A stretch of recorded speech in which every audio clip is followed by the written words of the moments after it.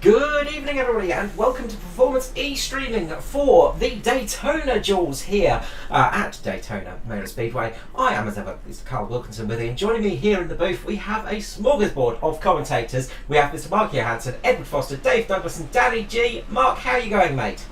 Yeah, good, mate. What a way to kick off the season, and to be joined in the booth by these three distinguished gentlemen. So excited and can't wait to see what happens tonight. That's going to be some fun stuff. Edward Foster, welcome back to the booth. It's a pleasure to have you here, mate. Yeah, cheers. It's looking forward to this one. Obviously, it's not too often that I get the chance to have a cup race off that I'm not actually in. But good to be able to get up here and have a bit of a look at it from your point of view. So looking forward to it. Absolutely. Dave Douglas, welcome back to the booth. Thanks, mate. Quick one here. About to start gridding up, but should be an exciting race. And Danny G, welcome tonight. Thank you. Looking forward to it. Should be good. Looking forward to it. Absolutely. So, I'll hand over to you, Mark, to do all the hard work, because I'm going to be working on the cameras tonight. It's all good, Carl. You just a quick shout out to Matty Hunter if he's got a chance, mate. Hope everything's well over there in New Zealand for you. And see you back here soon. So Ed, just very quickly, mate, explain the roles of the duels for us. Very simple. The duels are the qualifying races for the Daytona 500. So had qualifying yesterday, and the front row from that, the top two, they're locked in, so they don't have to be out here tonight. But everybody else is going to be in one of the two duel races, and essentially, there are guys who are locked into the field. They are guys who have what they call a charter, who are locked in to race the entire season. But there are some part-timers out there as well, and some fairly fast ones that aren't actually locked in. They need a good results here tonight to actually make sure they make the show tomorrow.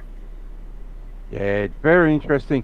Just looking down the list of the guys here, I'm just trying to depict or decide on what duel I'd rather be in, either one or two, because they're both very tough. Yeah, they definitely. Yeah, I mean they're both stacked at the moment. I'm just looking online at the moment, Carl. Maybe just make sure that stream is definitely going out because I'm having trouble picking it up. But certainly Sorry, boss. Certainly there's an abundance of competitive guys in both duels, and we've got the first one coming up for us right now. So. Adam Malone, Josh Schultz, Davidson, Rousel, Matty Raymond in there. He's a little bit further down than you expect to see. Kobe Jordan, Kai Turner rounding out the field for this one. So, rolling around on the pace lap at the moment and about to get underway. Yeah, definitely going to be a tough one. Just quickly, boys, who's your pick? Ruben was riding that thing like a rocking bunko in practice, so I'm interested to see how he goes. But if he can handle it, I reckon he'll be pretty quick tonight. So the 06 is looking pretty well. For me, it's Phil Worley, mate. He's got the backing of a good team around him. They're going to be everybody else on DPR is actually locked into the show. So he is their main priority tonight is going to be getting him across the line. And I think that they will just do that by pushing him to the front and working together all night. So Worley's my pick. All right, we'll come back to you in a minute, Danny G, because we've just gone green, and it's Ruben Phelps out front, followed by Jamie Nankervis, then Philip Worley and Dyson are your top five at the moment. So, as Ed said, you can't really count out the SRM boys. They're strong tonight, the DPR guys. And also the Natari guys there are fairly strong. Danny G, quick one off you. Who's your pick tonight, mate? I'll just go with Ruben Phelps. I think he's a great competitor. He's very aggressive. I think he'll try everything he can to win this one. Yeah, definitely. All right, so we've already had a lead change. Both the DPR cars of Woolley and Dyson are out front. Then it's Ruben, Jamie Nankervis. That top line's trying to join up with a little bit of a gap now back further. So need to see that top line in the races this week. We haven't seen that come on until late in the race. How have you guys found it through practice and everything? Depending on how the car's set up, you can run all over the track if the car's good. But yeah, what you're going to see from these lines, not only does it matter how many cars you've got in the line, but it matters how well hooked up they are. And you can actually see Wally and Dice, and they are bump drafting at the moment. They're kind of trying to hook those bumpers together, probably just trying to get a little bit of a understanding of how the bump draft is going to work. There's no real point for them trying to make big gaps on the field as yet, but it's probably just practicing for later on. But don't count out that top line once they get themselves sorted out. Jason Martin is second in line there, and he is a very, very good pusher. So if he can hook there onto the back of Equijo and give that line a nudge forward, probably needs a little bit more assistance there from the guys behind, but if they manage to get themselves formed up, they should be able to make some headway. Yeah, definitely. So, a little bit different to normal here tonight, Ed. This is a full open setup for Daytona 500, isn't it? Definitely is. Just as we see Equijo drop down into the bottom line, he's given that one up. So he's not willing to stick it out there leading that top line. So he's just jumped off the front of Martin and dropped down. But yeah, most of the season is a little bit more restricted on what the guys can do to their cars. But this is a full open setup meet really. So the qualifying and duels and the Daytona 500 tomorrow all open setup. So yeah, guys have put a lot of work in, a lot of practice in to get these sleds as quick as they can, as slippery through the air as they can, and we're going to see who's done the best job. Yeah. Look, well, there was one down below the Mirko was it? The line. Yeah. Wonder what's happened there. Just see if So let's split the field up just a little bit. So you've got to be careful now with those second lot of cars that they don't get too far off the back of the cars, because they'll end up being two different groups here. It's very easy to lose that draft. Just looking back there, Mirko is in a world of hurt. He's really dropped off the back. So he's going to find himself out in no man's land and find it very hard to catch his pack. But the lead pack at the moment, we've got the 2 DPR cars, 2 Natari cars. There's no Natari cars out there, mate. I can't see any. Sorry. Quickly, just with Mirko, there was a little tap between him and the number 90, I believe, of Nigel Patton. Yeah. And looks like Russell Breck has actually fallen right off the back of the pack as well. He's about half a lap down at the moment. So I'm not sure if he started from the pits or what, but he is last by a huge margin. So you can see now that gap that we're saying, that if they're not careful, they'll lose that the front pack, and you can see there's already that 2 packs now. So happens pretty quickly here. You just got to get off the throttle a little bit, and if you time that unfortunately the wrong way, and the pack at front's on a bit of a run, you'll lose it, and then you're fighting back for the rest of the race until you get a yellow or something like that. Yeah, they just got to get in line right now. They're still 2 by 2. Yeah, that's killing them 2 by 2. Yeah, they've got to hook up, don't they? And they're kind of sitting there side by side at the moment. It looks as though they're trying to get themselves sorted out, but until they do, and they really want somebody in there who's a good pusher to be able to drag that line along. Otherwise, this lead pack's going to disappear. And it looks like they have gotten to single file now, as the front pack is starting to filter down into single file as well. So they'll get into single file here, and they'll be run pretty straight going here for a bit. The start. I'm sure there'll be a fuel stop at some point during this race, so it'll be good to see green flag stops if we don't have any cautions.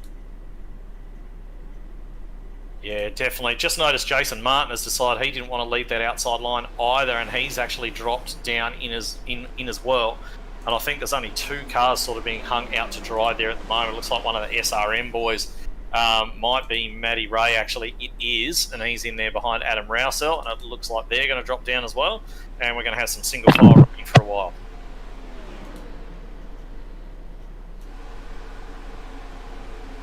Yeah, so you can see Jace dropped out of that top line, so he made some good ground. So he was the first to drop out of there. He dropped down in front of Joey Logano by the looks of it. So he should be in good space there. But at the front, we've still got Wally just doing what he's got to do. Got Daiso, his teammate, who I don't think he's going to lead that bumper for the whole race.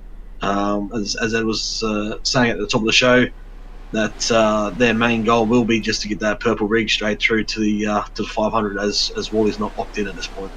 Yeah, and that's absolutely the safest place for him to be out front there as well. I mean, if you're leading the race, anybody who has an incident or a checkup or anything like that, that's all happening behind you. He's got a guy in there behind him. He knows very much what he's about. He's not the reigning Cup champion for no reason, Andrew Dyson. So he's probably got the best of every world at the moment. He's got a loyal teammate behind him who's very, very skilled. And he's just out there leading the race. He's got no problems, nothing to think about apart from keeping that foot flat, keeping it sort of down there towards that yellow line on the inside. And everything else, hopefully, from his point of view, will take care of itself. And I know Ruben is really out there testing the setup on the car on the long run. So I don't think we're going to see a challenge from Ruben early. If we do, it's going to be late in this race. Yeah, definitely. And looking just at another guy who's not actually locked in. I mean, we talked about the purple car of Worley earlier on. Well, let's look at the other purple car, the 21 of Jason Martin. He's actually not chartered this year. He's not intending to run the entire Cup season. So he is in danger of missing out if something happens to him during this duel, which is amazing to think that a guy with his experience and pedigree, he's got the most wins of anybody in ANZCAR history, but not planning to run the full season this year, so he is in danger if something goes wrong for him of missing the show tomorrow. Wouldn't that be something if we saw a Daytona 500 without Jason Martin in it? Yeah, it just wouldn't be the same, Ed. It wouldn't be. And just to elaborate for DD, that's Aidan Schultz in the Logano paint job. Oh, and Schultz. No, so it isn't Joey out here. No, mate, no, wrong number, unfortunately. Half the right number, but yeah. Aidan Schultz has gone out by himself this year. So, yeah, it'll be interesting to see what he can do this year. But also another person, a teammates from Inside Productions is Kobe Jordan and Jade Schultz back there behind Lachlan in the... in those two nice looking paint schemes. I was actually corrected the other day. I was speaking to Mr. Schultz, and I've been informed that the name is pronounced Jai. So I've heard Jai, both. is it? Yeah, and it's definitely Jai, straight from the horse's mouth. So yeah, Jai Schultz it is, running there in 10th at the moment, so just in the back of the top 10. Got a few cars in there behind him, so he's going to be fairly comfortable, just rolling around there as we sort of work lap 11 now. And I don't think we're going to see too many crazy moves yet, but I'll tell you what, it is a really bad thing for those boys further back that this front pack has sorted itself out into this solid line, because they've got absolutely no chance of bridging this gap as long as the leaders stay single file. And they're already catching the car, sorry Ed, catching Russell Barreca, the US-based driver. So he's in a world of hurt here. Yeah, it's not gone well for him, has it? I mean, fortunately, he's hooked up with SRM. He's managed to get himself a charter, so he's not going to be missing the big race tomorrow. But even so, he's not going to be thrilled with life going a lap down on sort of lap 12, lap 13. But Yeah, exactly. Speaking of people who won't be thrilled, just to finish my point of earlier, there's that second pack do not want to see the leaders all sort of running single file like this, because that is the way that they're going to run the fastest. They want to see them out side by side, battling and so on. It's going to be very hard. It's not impossible, but it's going to be hard for them to bridge that gap unless they get themselves really, really well organised and somehow manage to chase down this front pack. Yeah, you can see one of the cars just dropped up out of the pack there. Oh, was Ruben just grabs the apron just real quickly there. One of the cars, I think it's an SRM car with the black nose. I was jumped out of the line there. Okay. Oh, it's the lap car, yeah. Yeah. So what was the number, Ed? We've got about 15 non-charter drivers in here fighting for the spots. What's the transfer number again for this duel? I think if you're in the bottom 5 of the non-chartered drivers in your duel, the bottom 5 finishes, you're in trouble. Yeah, right. So it's going to be roughly 10 guys that go home. So it's something to look out for there. And currently right now, at the moment, we've got the bottom 5 is all non-chartered drivers. So dire straits at the moment for these guys. They're going to be banking on a caution to get themselves back into this race. Yeah, Phil Otto's got a charter, so he's going to be safe down there, even though he runs in 19th place. He's got a charter, but yeah, as you say, the rest of the guys like Jaeger, McKenzie, Malone, I don't believe has got one, Mirko, and so on. Troy Davidson even might be right there on the bubble where he's running. So yeah, there's a few guys sort of in that second pack that are just sort of watching their Daytona 500 hopes disappear up the road at the moment. Yeah, it's never a good place to ride on board with Darren McKenzie. So he's one of the non-chartered drivers who is fighting, who's racing for a spot into the 500 tonight. And he is currently running 17th at the moment. So not up to his standards, but yeah, as I said, it's just that second group. So there is not much you can do except for just ride and hope for now. Yeah, they'd be hoping for an early caution. I'm just double checking the numbers. I'm not doubting you guys. I've got 14 spots for 25 drivers to try and qualify into. So that's a tough ask. Well, I mean, it's about 50-50, isn't it? So, you just have to make sure that you're not at the back. So, of course, it's not always within your control when you're running at a super speedway and you're running with a pack that, manages to fall off for whatever reason, if there's a check-up or whatever that breaks you off of that lead pack. But it's a slightly impotent feeling back there because there's absolutely nothing you can do. You the guy who's second in line is really in control of trying to bump that lead car forward and trying to make the speed. And of course, he needs the help from the guys behind. But We've got the second car in line is the most important. We've got Martin gone to the outside and Aiden Schultz has gone with him. So we have got some guys now trying to make a move. That's some movement. That's good. They're not going to do it alone. They're going to need some other guys to get brave and jump up there with them. Making me nervous, and really, this is what that second group wants: is someone to try and have that run on the outside, maybe to pull them back a little bit. It wouldn't actually surprise me if Jason was just getting a little bit bored then, just sort of running around single file. He's the type of guy who'd go, look, I'm going to 100% take a bit of a gamble there and say, I don't really want to run around all night. Yeah, I'm surprised that a few others didn't jump up there. Yeah, I'm surprised a few others didn't jump up there with them and just test the waters, try and see what's going. We've got a lap car coming on the low side here, so this might shake up a little bit as Mirko goes down a lap here. Yeah, I think they'll start testing that towards the end of the race. I completely expect them to start jumping out and see what their cars got. Actually, the 2 leaders DPR cars have actually gone to the wall. They've actually gone Oh, Jesus, I'm wobbling going back there. I'm not sure if they were just blocking a lane. They might have been just blocking a run up there. Lockie Urquio's got himself sort of stuck in the middle there, and he's sort of looking for a place. Looks like Josh Schultz has actually let him in. And now, unfortunately for Jason Martin, him and Aiden Schultz are just left out there on the outside again. Yeah, it doesn't take much for everyone to start getting excited. Like one little move, and everyone starts. One lap car that were all over the shop down that back straight, weren't they? But yeah, they've sorted it out pretty quickly. But yeah, for a minute there, it was getting a bit wild just for one lap car. Yeah, we're just looking at the second pack at the moment. They're running around about 0.4 of a second a lap slower than the lead pack at the minute. And we've got Nigel Patton leading that. We've got Troy Davidson there. And realistically, Troy needs to try and get right up there, bump drafting Patton as he gets quite close there. But he really needs to get that bumper hooked up and push him as much as possible, because without doing that, they've got no chance. Yeah, that's absolutely right. There's only one way to catch him, and that's get on that bumper. And the guy behind him has to run as close as he can without trying to touch him. And even sometimes down the straight, you can get that bump in there too. So it doesn't hurt so much the third car in line bumping as much as the truck and the Xfinity car. You can get away with it in these ones. It doesn't upset it so much. But yeah, they need to be aggressive to be able to get any time back. Yeah, at the moment they're just too far apart from one another. All right, so we've got a bit of a high line sort of trying to make a move. We've had a couple more takers getting up there. It looks as though potentially we've got one of the SRM guys up there. That's the number 25, I believe. Russell Bradker actually has a lap down, so he's joined that top line. And he's joined onto the back of Aiden Schultz there. And now Matty Raymond, he's coming along as well. So those guys as a 4, if they get working, maybe they can get a bit of momentum up there.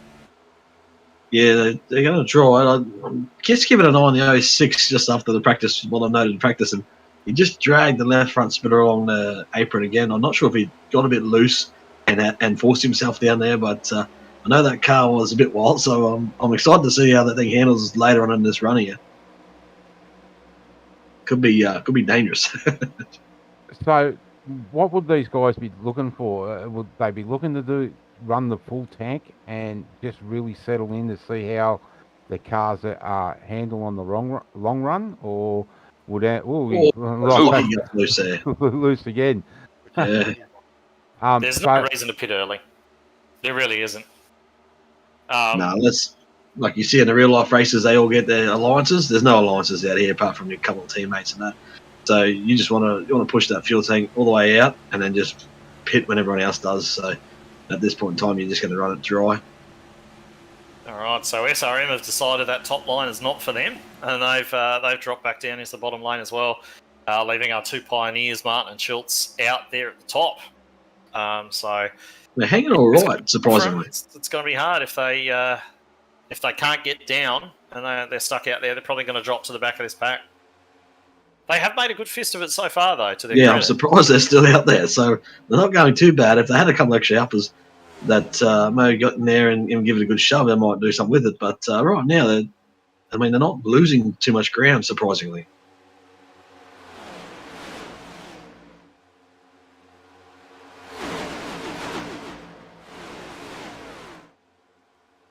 Oh, Jason Martin's just sticking on the quarter panel there. Lockie's gone up. Mirko's going for a run down the apron. And looks like Ratty May at the back there. He's just going to be given not to lose that pack, but he's trying to bridge that gap to the tail so long as Aiden Schultz abandons it, pulls down into the line. So we'll see how Jason Martin pushes now. Oh, we know he's a good pusher, mate. I think that line is going to be... It's got a better chance now with him up there behind Lockie. But, he tried that earlier on, didn't he? I mean, Lockie was out there.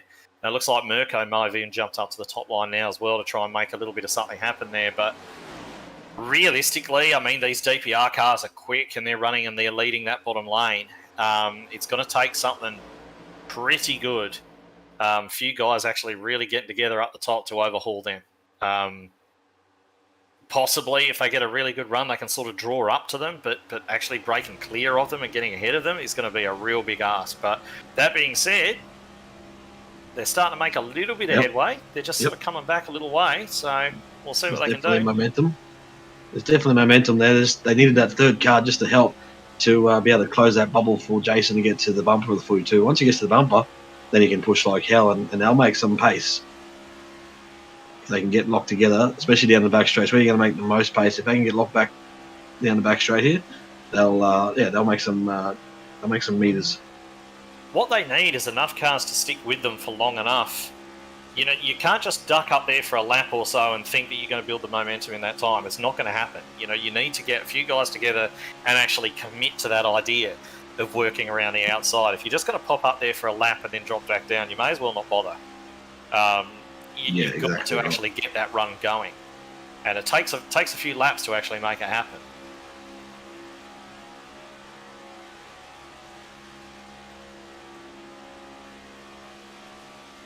No, yeah.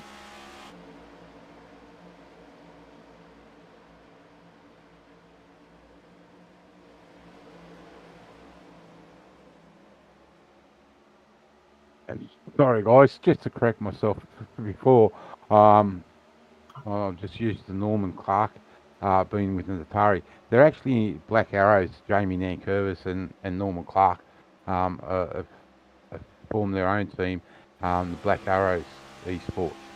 So I do apologise there, Ed. I'm just so used to seeing Norman with Natari. Yeah, a little bit of a change in the off-season. A few guys sort of moving around different teams. So one of the good things about the off-season, seeing the change and seeing where everybody else sort of lands. Yeah, it was interesting to see that. I had to get used to that too. I was thinking, pretty sure I think it was Mirko that picked out that they were running the same paint. So I thought, they must have linked alliances there. And Norman's made way for Toby, who we'll see in the next duel, along with the other Atari cars, as a matter of fact. Yeah. All right. Sounds like Kobe Jordan's going to be heading to the lane this lap, which he's up there in the lead pack, and he's only done 27 laps. So this is an could be odd suicide. call. It's an odd call. It's almost like a cry for help, isn't it? Like, someone come with me. And There we go. His teammate Jade will go, and he has. He has. Is he going to pull it up in time, though? Jay is hot on the way in. He's hot on the way in. I'm not sure if he got that pulled up, but he's certainly overtaken his teammate. He got a killer run in. But it's actually only these two guys. Those two Camrys. Someone's Got loose. him at Bractor's 25. loose.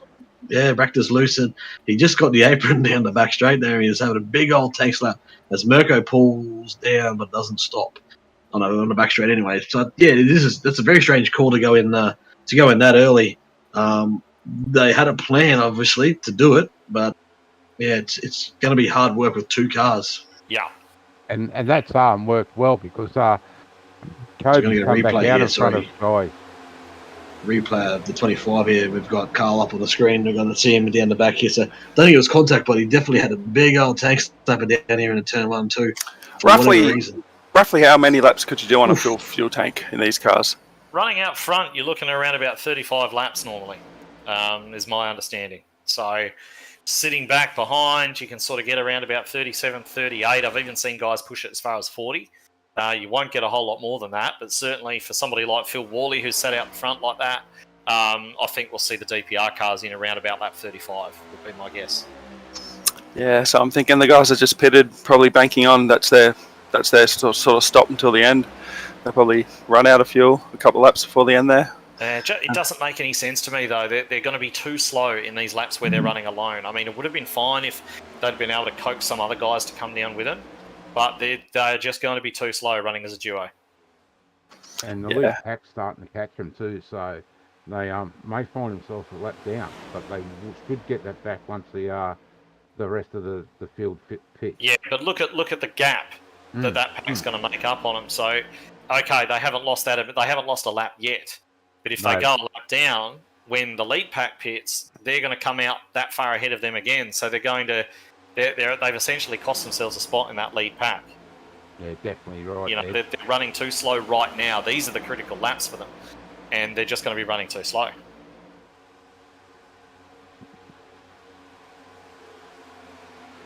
It looks like the rest of the field are doing what you guys have said. They're going to stick out there and run that full tank. So that lead group is going to be in a great spot when they are after their stop.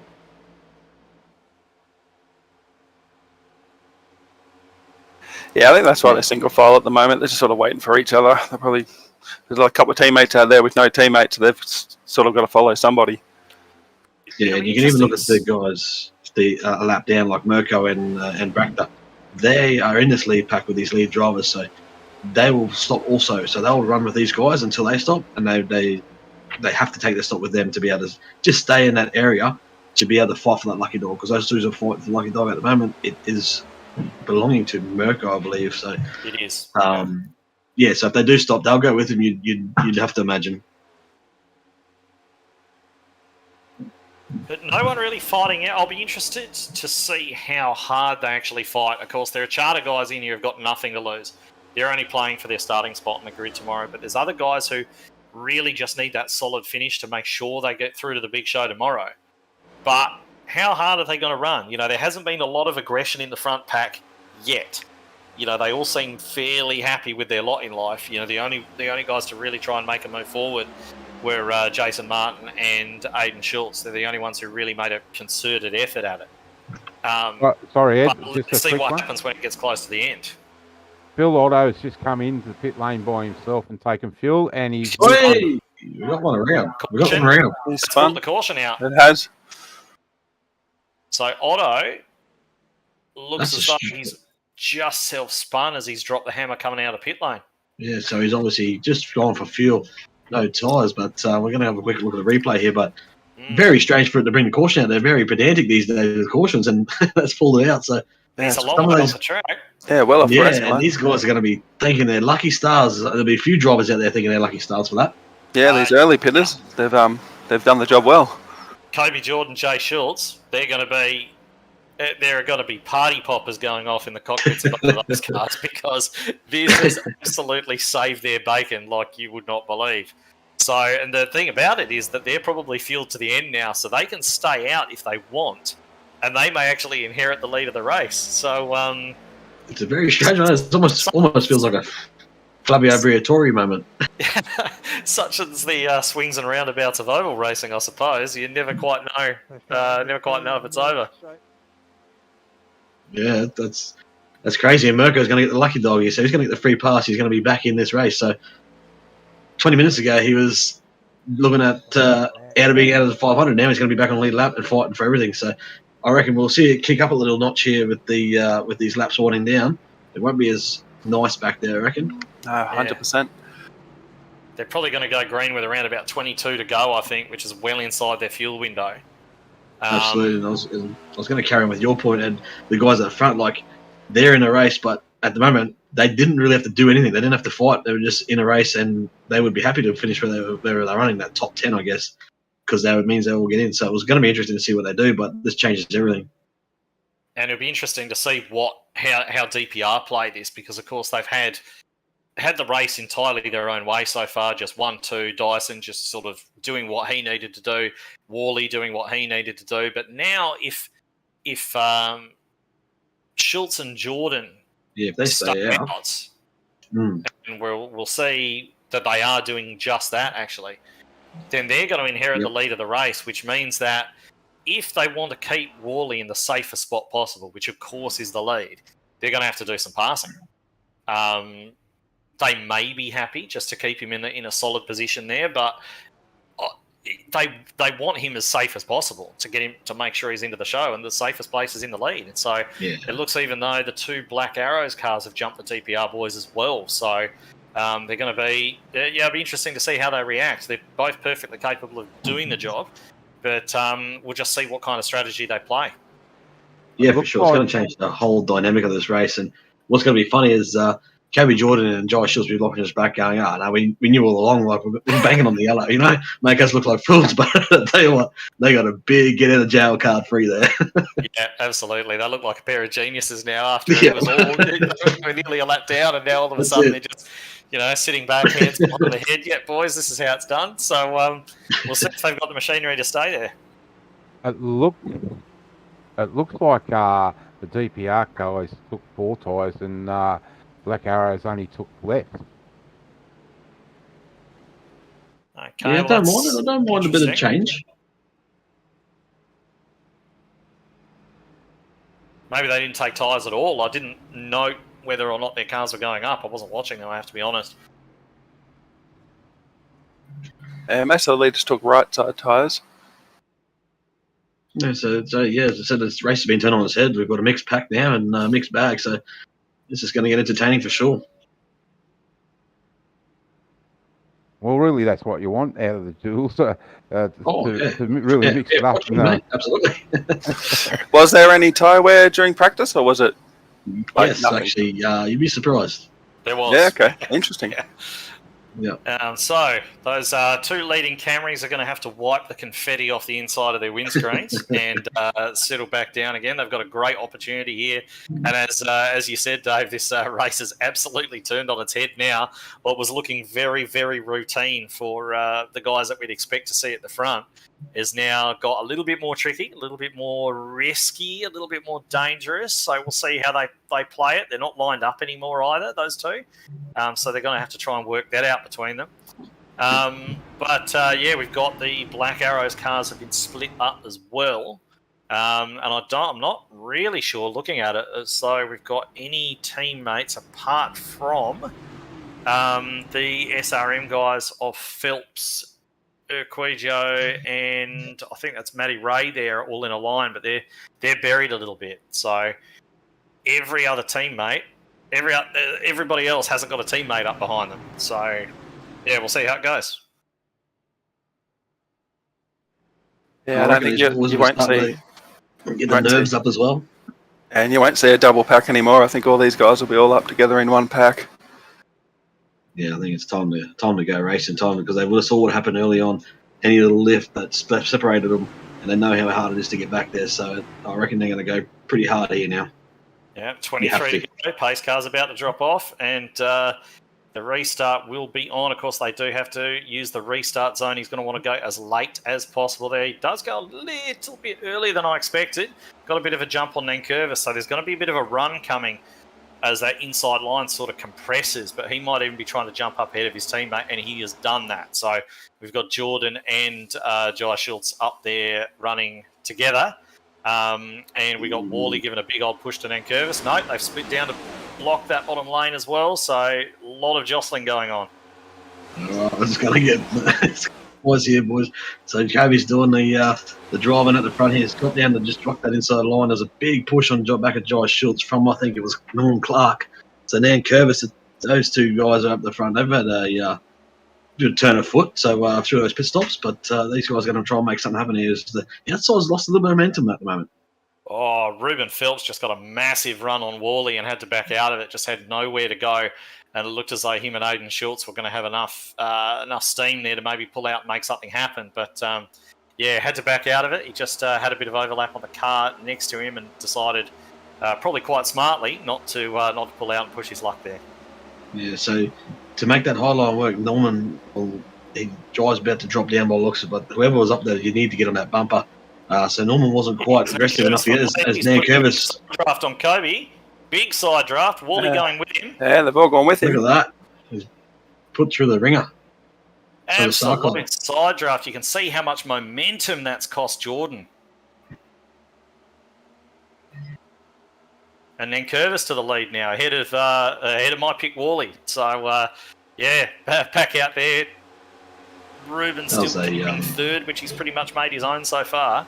And tell you what, Norman Clark he couldn't ask for some better help out there on the outside. He's got Dyson and Martin in there, and a nice long line of cars there behind. So let's see if they're able to get any steam going. It was great. Jamie Nankervis making some moves out there, making waves. That was a great Daytona, classic Daytona move there. So. Look at Dyson. He's hooked up with Clark. Here they come.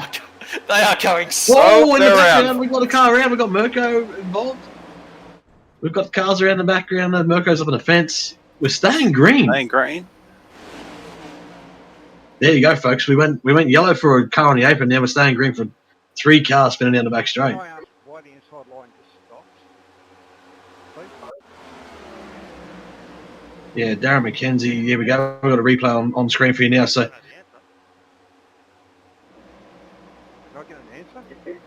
Coming down the back straight here. Oh, the inside line just really checked up like bad, and the guys almost just hit the brakes, reacted to it, and literally had nowhere to go. So they all sort of checked up and just got a squealy, and then unfortunately that's going to almost take them out of the race. All right, we've got DPR moving to the outside now, synchronised together. Worley and Dyson moving to the outside, so we've got a really, really strong outside row going there. We've got the 2 Black Arrows cars now lined up on the inside, so Nankervis and Clark that can't get hooked up, but look at the run that the DPR boys have got on the top. They're going to clear them almost. Dyson's not going to want to come down until Worley's clear. Almost a bit of a crooked bump there from Worley as well. It could have gone real wrong real fast. But, they just weren't quite able to clear them that time. And Norman is really going to want Nankervis right up there on his bumper. And Ruben's going to want the same because they need to get that inside line going. Because if those 2 guys hook up on the outside, there's going to be no stopping them. They just proved that. Bump drafts all round for the lead. Yeah, I'm liking the new team down here, the Black Arrows, I think I've heard someone say. So, Nankervis and Norman Clark. They're having a good run out there at the moment, and battling away and doing a good job at the moment. Cars look good, nice and clean paintwork, nice new liveries. Ruben just getting right up there, bumper, giving a bump. So that'll help. A bit of energy will come through the cars, through Nankervis onto Norman Clark. You can see that run. It's just pushed him out a little bit further now, so you can see the energy through the cars. Okay, is Clark going to move up and try and block that outside lane? If he's going to do it, he wants to do it now. It doesn't look like he's going to. Looks as though he's going to stay down there with his teammate and try and make that bottom line work. But, it's just the tandem draft's so powerful. As soon as you see cars hooking up, they just seem to go, and that outside line just seems to have stalled away now as well. Yeah, big gaps on that low line, so it'll be interesting to see if it suffers a little bit from that. But if Nankervis keeps doing what he's doing, those guys are looking good at the moment. Remembering a lot of that help is from the 3rd car as well, so Ruben was getting a bit squealy there. Ruben's got to get right up behind Nankervis as well, so he helps that car in front push the bubble, break the bubble, and gets him to the bumper. So, bit of movement in the background there. Got a car swapping lanes from high to low. So, everyone's trying to get themselves fixed up here. Norman's had a couple of good runs at this track over the last few weeks. I distinctly remember a Weekend Warriors Daytona 500 where Norman led almost the entire way and then got pipped on the line by somebody who I can't quite remember who that was. Dave, do you remember? No, it was short memory. Yeah, no. It was Dave, everybody. That was last year, mate. got him by absolute inches on the line. Norman's had a couple of good runs here, so we'll see if he can get something done tonight. The DPR guys it looks as though the entire outside line's given up, actually. It's slotted back in behind, and they're going to regroup, get themselves together, and make a bit of a plan for later on, I think. They're going to want to do it soon, though. We're coming to 15 to go this time. As we're right on the board with Norman. Persevering up top there. Yeah, Jason's jumped out again, so he's not done with the top line yet. He wants to try something, so I think he's just ducked back in to get a run, and then he'll probably pop back out here again. There he goes now. What he's done, yeah. He's going to try a little bit of side draft maybe on Worley there. No, it doesn't get really close enough to him, but Daiso's jumped out as well. Did he possibly think that was Worley there with him on the outside, the other purple card? It's very possible. It's unusual for him to leave his teammate like that, but you think they would have been in communication, but odd for Dyson. Here we go. Recognises Martin being a good pusher, okay. I reckon he recognises the skill of Martin and elected to bank on him helping them get to the front again. Yeah, that was well orchestrated.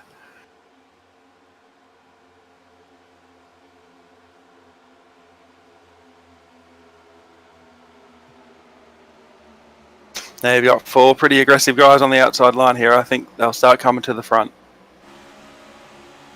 Yeah, if they can get a tandem draft going, anything like what we saw earlier on, they're going to be very hard to stop. It was like they got some kind of god mode going on the outside, about 100 extra horsepower. But they're definitely making some headway. But the 2 Black Arrows guys, they're almost wrecking each other. But unfortunately, they look as though they messed it up a little bit. They've broken it up. And then Curvis to the outside. They're 3 wide, catching a lapper now. This can only go well.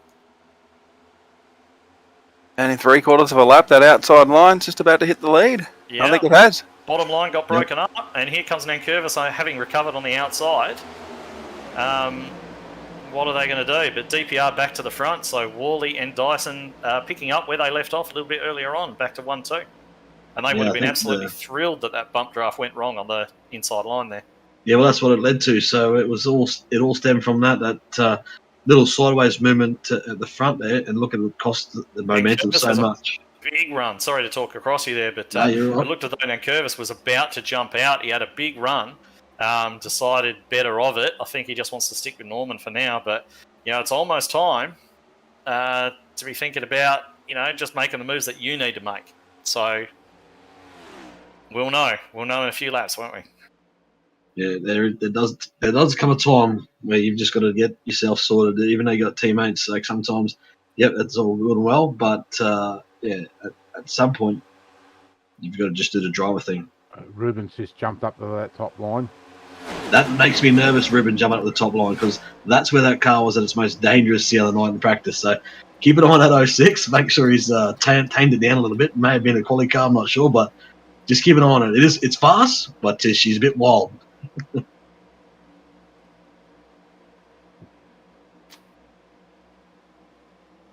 All right, so it looks as though that top line it's kind of working itself out, but at the same time, it hasn't really got a ton of pace. They just seem to be falling back a little way, so you almost kind of think now that at this stage of the race, and of course things can change very quickly, but you kind of get the feeling that the winner of this thing's going to come from one of those top 5 cars at the moment. Getting down to the last 10 laps, anything can happen, of course, but there hasn't been many guys who managed to make that top line work, and none of them are in the top lane at the moment. Although Martin's got a bit of a side draft going on. Oh! He held it. It. Good save. Kai Turner and Jason Martin getting together, but that's bad news for Martin because, as we said earlier on, he's not locked in. So he's going to have to make some moves now.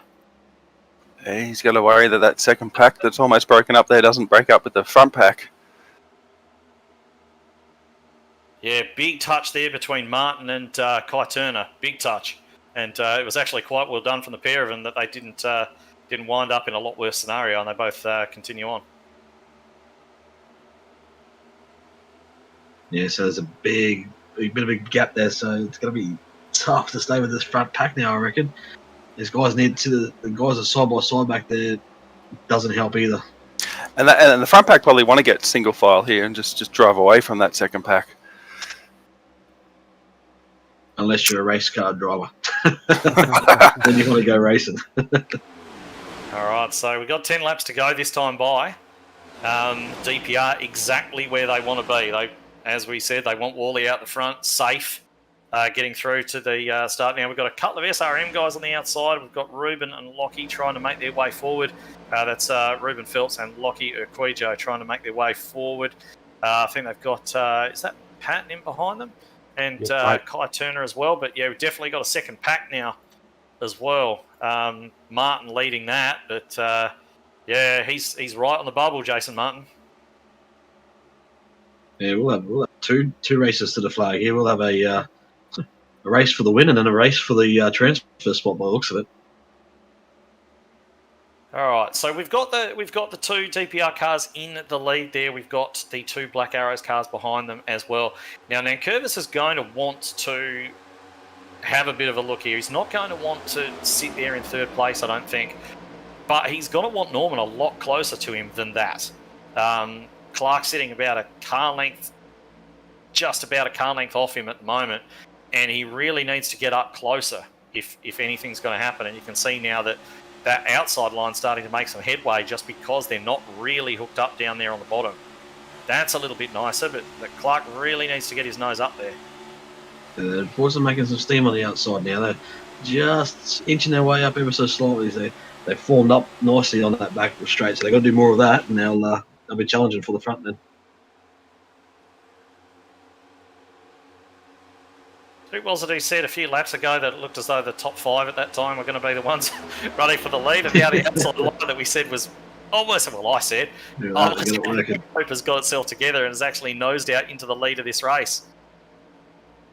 Is Phelps going to try and drop down and claim that, or is he going to stay with his teammate? He's staying there for now because he hasn't got any option, but he just, when he just kind of cleared Wally there for a sec, he just kind of fainted, like he looked like he wanted to come down. Good energy in that top line right now. Good energy, yeah. Not quite. Quite Turner even at the back there, like getting right up behind Peyton, I think it is there. So yeah.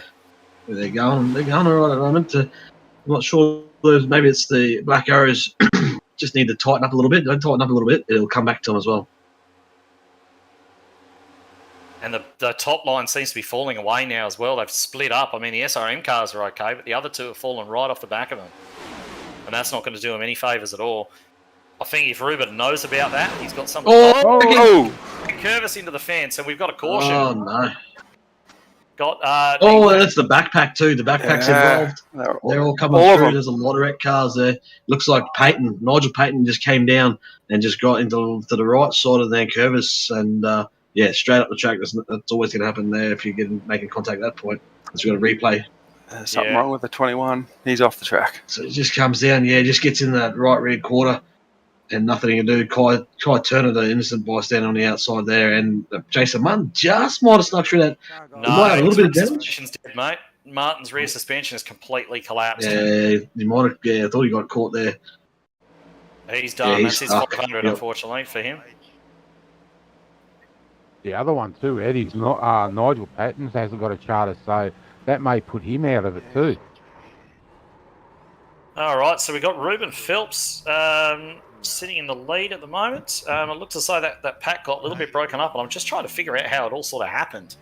But I think that might have just been in the position. Yeah, it is. It's just the positions they are in. So Phelps is going to lead away. And we're going to have SRM on the inside, and I think DPR are going to be starting on the outside. So got Norman Clark in there, who's alone now. Nankervis is pretty smashed up. And Kobe Jordan, who we wrote off earlier, and then things were looking great, then they were looking bad, then they were looking great, and now they're looking okay. You can see a few replays there. Carl's got for us. I reckon Jason was almost clear of that. It just got clipped in that. right on the wheel. So he got down low, he's built up. Yeah, didn't look like just got much. hit in that right rear eye. That was it. Like, no front damage, just his cars aren't the way they used to be. Tried to get it going, but yeah, she's dead in the water. All right. Well, and depending on whether or not Martin can get out and get some laps across, we're sort of facing the prospect of a ANZCAR Daytona 500 without him, which is almost unthinkable. Yeah, that's crazy how the back end of that incident, just watching the Peyton car just literally just sliding down the track and the cars behind nowhere to go. So pretty much every single car that was in that second pack got involved. Was Reddy May, got Darren McKenzie in it for the second time, Bractor, Jason Martin, Merker, I think, got it pulled up in time and just was able to avoid it. Yeah, Peyton, he looked as though he had the wheels locked as well. That car was just sliding on it was really strange down the track as well. Like, yep. there is a rule in ANZCAR where if you get in a wreck like that, you're not allowed to just let the car roll into traffic. You've got to hold the brakes on and do your best to stay out of everyone's way. But he looked as though he had those brakes locked down, as far as I could tell. Yeah, absolutely. And it's just slid across. So it's real unfortunate. Perhaps the guys in the second pack will look back on that and think, maybe they could have been a little bit more cautious with that wreck unfolding in front of them. But it's a hard call to make in a split second. Very hard. Yeah, that's it. There's going to be some hard luck stories out of it because there's a lot of non-charter riders involved in that as well. So none other than the big 21. So it's going to be interesting to see how it all pans out, whether we stay clean and green to the end again and we might have some more incidents. Yeah, definitely. So guys that we're looking at the moment as being out and not making the show, Adam Rousell, he's sitting last at the moment, 15 laps down. So I don't think we're going to see him in the 500 tomorrow. Phil Otto, luckily for him, has got a charter, so he'll be in. Jason Martin, the big name, looks as though he is not going to make the cut unless he can get back on the track. And I think he might even be trying to do that right now. I think he is, yeah. Nigel Peyton, I don't think that he has a charter. No, he hasn't. So I don't believe that he will make it. Adam Malone's sitting right there on the bubble, and he's in the pits with damage at the moment as well. Troy Davidson, he's very, very close. He's 13th at the moment. He's going to be right there on the bubble too. So, yeah, it's a tough break for some of those guys down there who might be missing the show. But let's focus on the ones who are still in the race. Ruben Phelps, he's going to be lining up on the inside. Phil Worley on the outside, our highest placed non-charter driver at the moment. We got Urgrio inside the second row, Dyson outside the second row. Norman Clark, Aiden Schultz there, and that's those are the leaders. But we've seen how quickly it can all change. Speaking of change, you had Merker, who was a lap down out of this race, and now he's running 12th, I think he is there, so 12th. So he's still in this fight on a lead lap now. So I think how quick things can change. I think Lachlan's in a good position here. If he can just push Rubens ahead and then jump out to the outside lane, he'd probably sort of bet on DPR sticking to that outside and sort of push him to the lead.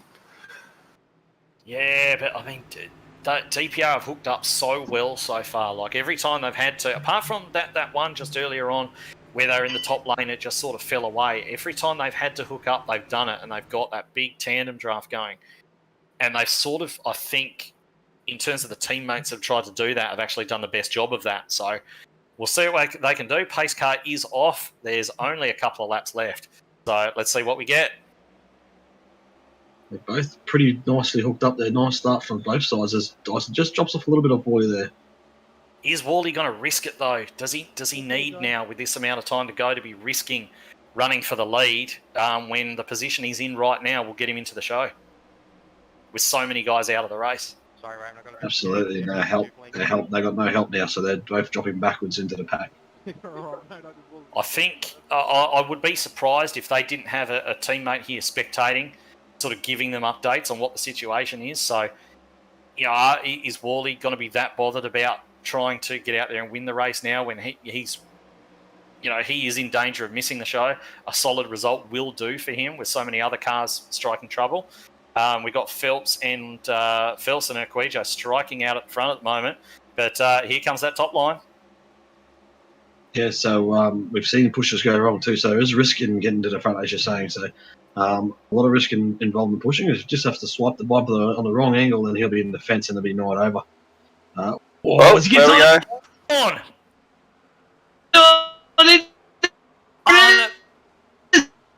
I've called it. Unbelievable. Called it. Unbelievable. He's just exactly as you said, Dave. Exactly as you said, just that dodgy bump. It's taken out Jai Schultz as well. It's taken out Mackenzie. What ladder has he walked under today? He's been in everything. Everything's just happened right in front of Darren. That's like his third wreck tonight, and you could argue he hasn't really had anything to do with any of them. But Phil Worley, how badly damaged is that car? It's smashed up at the front. It's hit at least 4 or 5 cars. So this is going to change the picture again. Raymond Yeager, we haven't mentioned him all night. And he is not a charter car, and he is up there in 6th place at the moment, the leading non-charter car. And we could see him after he's had such a quiet night. He sort of qualified mid-pack. He's run mid-pack. I think he was in that second pack, if I'm not mistaken. And he now is... He's now in contention. But Yes, I'm not sure. yeah. The You microphone called dropped out there for a bit, but I'm not sure if you got that. But I was exactly explaining that situation just the wrong way. We can see the replay now as Dyson, they sort of up and down, and if you just get enough overlap there, the swipe back across the bar will always turn that car, and it just looked icy, and yeah, that's huge. Right, so Oh, I Just just on that I east kinda side. feel like I'm going to owe Phil Worley a beer now because I picked him. And the one thing that you can sort of guarantee is that anything that I throw my support behind is immediately going to be destroyed. So yeah, I might owe him a beer, unfortunately, but it's not over for him. But it's going to be No, a it's definitely big not task over. from here. Big task. He's Yeah, staying. but He's not coming in the pits for repairs. He's going to One coming high. chance his luck. well, that's it. It's all you can do now. But yeah, you can see, like, you can push on the right rear, but as soon as you get to that inside, the left inside rear, that's risky business there. But yeah, it's such a shame. But took out a lot of other cars with it too. So a lot of drivers to be licking their wounds right now. Yeah, one man's trash, as they say, another man's treasure, because that incident there has put a lot of guys and has sort of given them a bit of a lifeline, if you like. You know, we've got the 2 SRM cars there at the front. They're going to be separated for the start. Norman Clark's just sitting in there as well, you know. Whether or not he gets aggressive for probably the first time in his life and makes some moves and tries to actually get the win in there, that'd be good to see if he's able to do something. But yeah, we've got Kobe's there now. Kobe Jordan up there in 4th place. And then we've got Aiden Schultz there as well, Raymond Yeager, as we mentioned, and Mirko's up there in P7, looking now like he's going to make the show. Just an update there, Ed. It looks timing charts showing Woolley still in the top 10. He is. Ninth. So he if he finishes in the top 10, he should make the show, shouldn't he? He should, yeah. I mean, that's probably why he stayed out. The fact that, I mean, that car's going to be slow. Like, he's going to be off pace, I think, just looking at the damage that car's got. But with the amount of guys who are a lap down, it probably makes sense for him to stay on track and just see if he can trail home. I mean, it's only a green-white checker. He's not going to lose a lap. If that thing doesn't blow up, and I don't think it's that badly damaged to make it blow up, then he could still sneak through. Dyso's in the pits, though. Dyson's in with damage, so he's got no reason to stay out there anyway. He's locked in. But we're going to 1 to go now. Let's focus on the guys who are still in the race and in contention. So as we were running through the leaders before, as Aiden Schultz looks as though he's getting a little bit of a blink there. But completely new look. Lead pack here now. We've got Phelps, Aquejo, Clark, Kobe Jordan, Aiden Schultz, Yeager's there, Doubtnack's there, Worley still hanging in. Kai Turner, he's right up there. Matty Raymond is there. And Jai Schultz is, I don't think he's on track, actually. I think he might be in the pits. He is.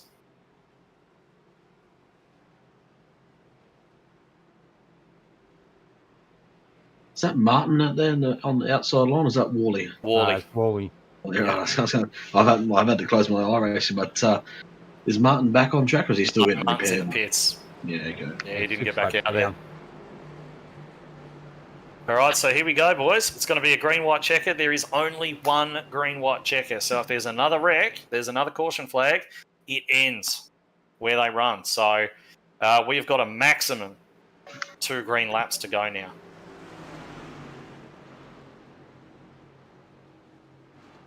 And there's no real teammates lined up there other than the SRM guys, but separated on top. So it'll be interesting to see if Ruben goes out to the lead here and then Lockie can just drop in underneath, but we're about to find out.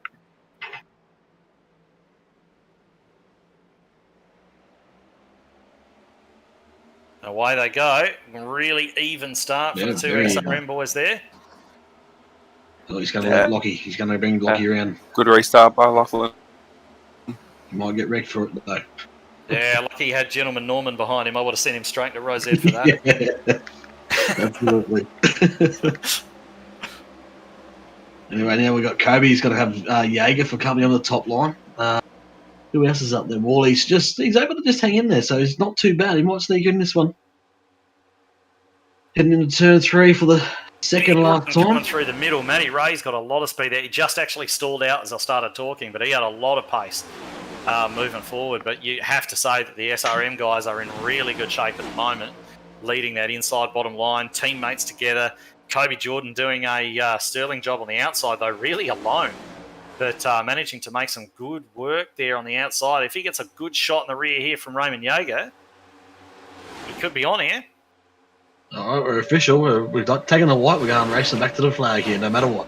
Yeah, this is the white flag lap, last lap. Outside line starting to fade a little bit, but you'd expect it to start to come forward now on the back straight. It's not really. Looks like Quijo's good. Good run for Norman there. Norman's a pushing good the sharp push up out there. If it works out that well. Norman to the He's going outside. for it. He's got Norman's absolutely high side. no help, but he's not going to die wondering. Needs to get on that back quarter to just drag that 06 back to him. He might get a run here at the flag, depending on how Kobe gets to him. If Kobe gets to him quick enough, he may get a good run. Wreck in the back. Side. Oh, come on. No one's going to do this. Oh, no. Oh, good race. That was a good race. Almost. Good job, Lockie. Lockie, Yakuya. Quijo, Clark, Phelps, Jordan, Schultz, Jaeger. The top 6 there. Can I have a push? Yeah, so we've got to replay the wreck down the back. I think is that Mackenzie or Kai Turner in another incident? Matty Ray and Kai Turner. Oh, as they get collected on the way to the line. Yeah, so he hit another non-content driver. You're going to want to hope he's in the show because he just missed out on that. He just drove straight in the back of one.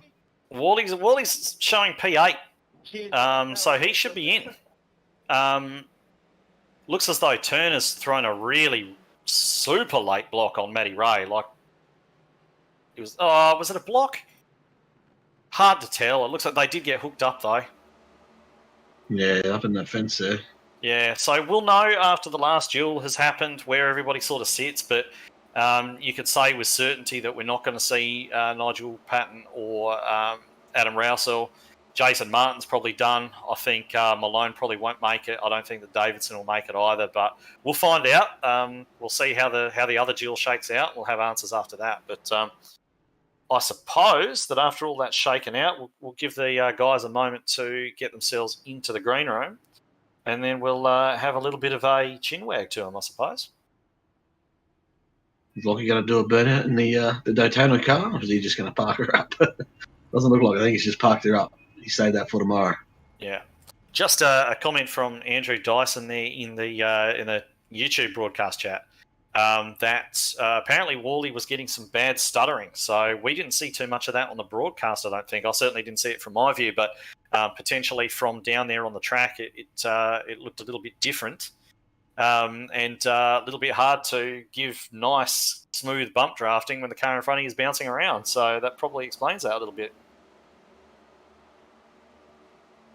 Yeah, you'll see a few cars. You tend to see it more in when you're racing the US guys. But yeah, some cars out there that have a little wobble, being obviously virtual, and it's just unsettling. And obviously at that point in the race, they were thinking they had to do something and push anyway, though. But yeah, I guess it's risk versus reward in that situation. All right. Well, that was a little bit manic, wasn't it? We're just waiting for those guys to make their way into the green room for a bit of a chat. I think Ruben's made his way in. Lockie's there, so yeah, we can pull them in and have a little bit of a chat to them. So who we got? We got Ruben here, don't we? Yeah, we got Ruben Phelps here. Rubes, good job. Talk us through it. Yeah, no, it was definitely eventful, but I was just tonight was obviously a practice for tomorrow, but so far so good, and it was quick. Looked very good.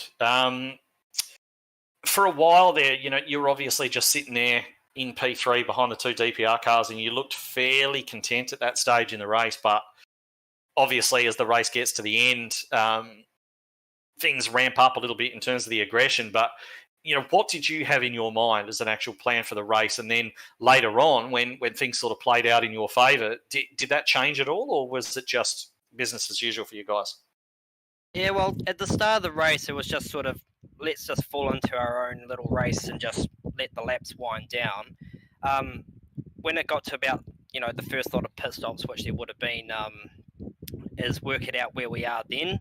But I think tonight was more of a just try and get through it and use the chance of aggression of how much you can get away with what we've got underneath us with the setup. So, but as it got to that next stage, just track position of where I was and stuff sort of made me fall back into the down the field a wee bit. So, but once me and Lockie finally got to a little bit of a run going, we actually obviously went straight from the back right to the front, and it was really quite fun doing that. Yeah, it certainly looked eventful out there. It looked like a couple of sketchy moments, but in the end, all worked out for you guys. Chartered, of course, so you didn't have to worry about not making it in, but at the same time, you're going to be starting on the third row tomorrow. So how are you feeling for the big one?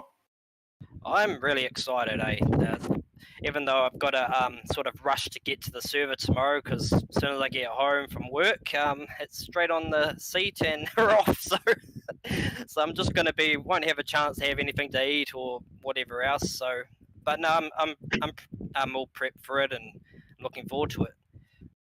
Fantastic. All right. Well, there we are, guys. Ruben Phelps, you're where did you finish tonight? Third place finisher tonight, and pushed his teammate home. So I think that Lockie potentially owes him a beer, but anyway, we'll let those guys sort that out, and then we will we'll actually move on to our second place driver, Norman Clark. Norman. Hey, 8. How you doing, Norman? Absolutely love it. P2, mate, talk us through it. Yeah, well, I mean, it was a hard drive for an old guy, but I just want to first give a shout out to all the women wearing the 09 T-shirts. And but yeah, no, it was a good drive, nice running with Jamie, and we had a pretty quick car. Towards the end, I tried to push Ruben, but he sort of appeared to be slowing us up a little bit to try and maybe, I don't know if he was trying to let Lockie come in or a team member come in like that. So that was a little bit hard for me. But I tried to stay as close to him as possible, and then a gap appeared and I sort of shot through it and managed to almost get to the line before Lockie. So that was quite a good run. Yeah, you got a big run there on the outside at the end, but we saw most of the night you're in there with your teammate Nankervis. Unfortunately, you lost him sort of towards the end, and then had to sort of make the way on your own. What was the sort of discussion around that? I mean, had you guys managed to stay together, what was your plan going to be? Well, in the first part of the race, I think he was ahead of me, but then after the refuel or something, I think I may have come out before him. So or whatever happened, but I ended up being in front of him. So he just stayed behind me. And then I don't remember what happened, but something happened where he ended up getting in front of me. Oh yeah, he bumped me and he got a bit loose. That's right. And anyway, then eventually he got back and I sort of eased off a bit to let him come in from the outside lane to come into the inside. and then I just stayed with him all the time. And our plan was just to push him, and see what happens towards the end. But we didn't get that far when him and somebody got together, and I think that was the first caution. There was a caution that came out there. So he was wrecked, and that's how he went to the back. Then I was pretty much on my own, and I just tried to stay up front as best I could. And there was no real plan from Jamie, Nankervis, because he was far back in the field. It was just me. All right, so so fantastic job. You've earned yourself a very good starting position tomorrow. So that's going to be a bit of a bonus for you, starting sort of closer to the front than the rear. But if somebody wants one of those 09 T-shirts, I think they're selling them at what, bowling clubs and RSLs. Is that correct? Yeah, something like that. Yeah, you can get them online as well. Yeah, I don't think anybody who's buying one is of the age they know how to use that, mate. So that's absolutely fine. Anyway, we will let you go because we've got a race winner to talk to. So that's your second place finisher, Norman Clark, everyone. Yeah. And we'll bring Lockie up. Lockie. Hey. P1. Yeah, it's not bad. Walk us through it. Well, we've got a bad fast car, to be honest. That was one of the best Daytona cars I've ever driven by a long way. So talk us through how the race played out from your point of view, because obviously you weren't up the front the whole way, but you guys were kind of there or thereabouts the whole way. Look, to be honest, it was more of a bit of a feeling out. We're still not 100% happy with the setup, and we made a few changes in that race too. But so we were just sort of sitting and riding for most of the night, avoiding any wrecks that happened, keeping an eye on who's got a quick race car, who to watch out for tomorrow. But it kind of sort of fell into our hands at the end when Ruben and I got stuck on the outside with about 10 to go, and we decided we'd just go for it a bit and see how quick the car really was. And then, kind of just the dominoes fell into place with those two late cautions. All right, so tomorrow you're going to be starting inside the second row. You've got those two DPR rockets in front of you. You got anything for them? Look, I think we got a little bit for them. I mean, we felt like we had something for the two DPR cars in this race, and they were very, very quick early on for sure. But I mean, 200 laps is a very long time. Who knows where we'll be at the end?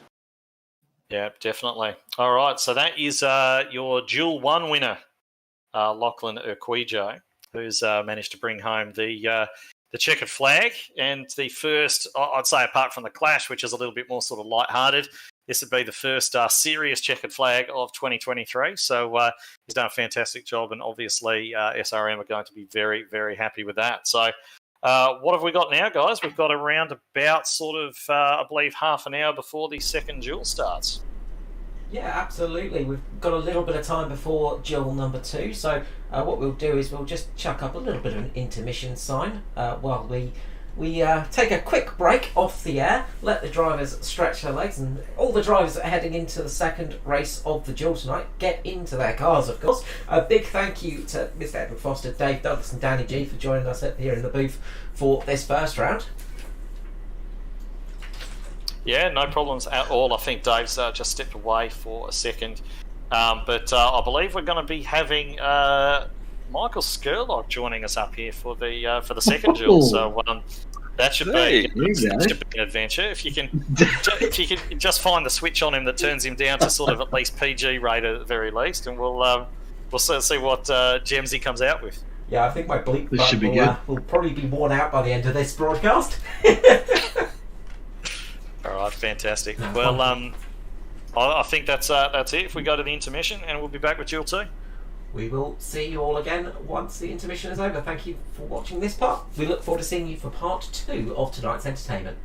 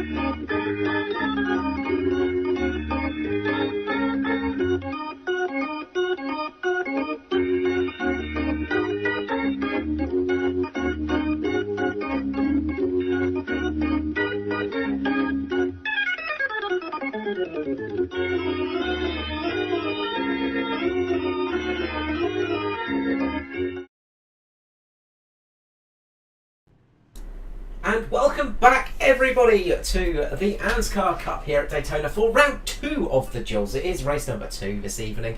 As ever, I'm Carl Wilkinson with you. You've heard me many times. We've got some new challengers in the booth tonight. We have Danny G back with us for this second race, but we also have race 1 winner Mr. Lachlan Urquio and Mr. Mickey Skurlock.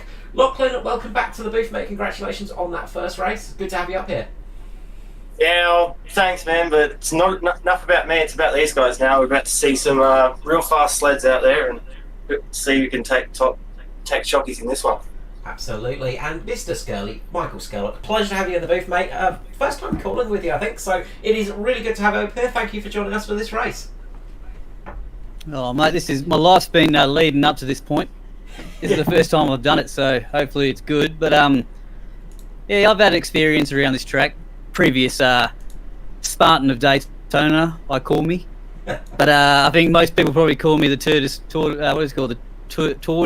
and the hare of Daytona, because the time I won it was interesting, to say the least. Absolutely. Pleasure to have you up here. We've got Mr. Mike Johansson as well, also doing the job, so I'm going to go quiet now. I'll let these boys do their work as we are getting our formation lap underway for race number 2 of the Duels. Well, boys, this is going to be interesting. We've 3 in the Tari cars up there on the pointy end. JCW, Ed Foster, and Toby Stent, and then we're joined on that second row by Josh Mickelmore. So very interesting front 2 rows. Yeah, I think this means a lot more than what people think. Back in the day, 4 or 5 years ago, it didn't really mean much where you started. But now, like, especially with last year's Daytona 500, all the green flag racing, it really, like, where you start, it means a lot these days. You know, you want to be up the front. You don't want to lose that draft. So it means a lot to these drivers, this race. Yeah, definitely. Also, I just noticed in the third row, a welcome back to ANZCAR is Chris Purnell, and I know he's Yeah, I was just seeing that. in one of the official races through the week, so that'll be interesting. Yeah, there's some big names in this one. I'm just having a look through now. We got this will be a test to see if some of these guys from the back can move up. We got Luke Trahere back there. I want to see him moving up. But yeah, here we go now. Oh, we're about to go green, and we are green now, so it's on for a duel number 2. And it's pretty even there between JCW and Ed at the moment. Who wants to let who go? Yeah, that's the question, isn't it? We'll see who gets the biggest run. We'll see if any of these drivers watched the first race, and the first race sort of broke off into 2 groups, but I don't think they'll do this in this race because I would have seen that and realised it's not a good job unless the yellow comes out. Yeah, definitely right. So Lockie, you're the best one to comment here. What are you looking for in these earlier stages?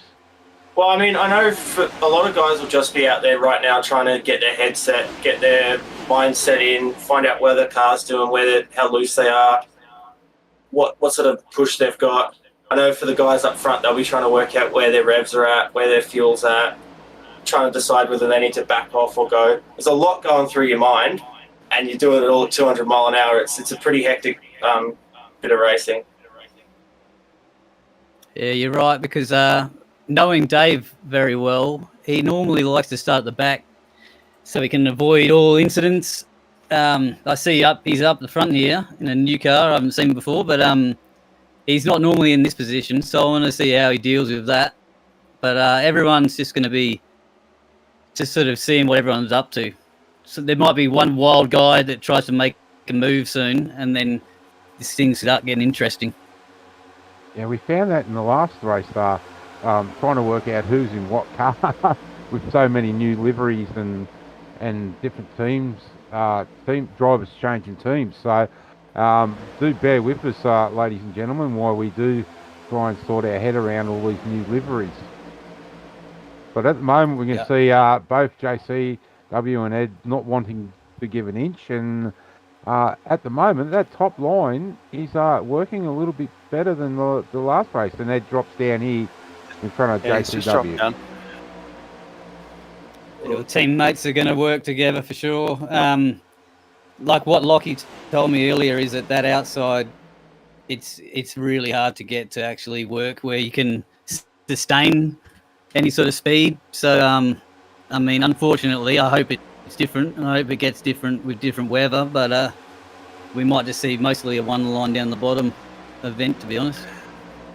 Yeah, well, you could barely run on the outside. It was kind of like, but as soon as any car, whether it was 1 or 2, dropped off the top line and you lost that lead car, it was like a brick wall would hit that outside line. And as you can see now, they've dropped nearly 8 or 9 rows back.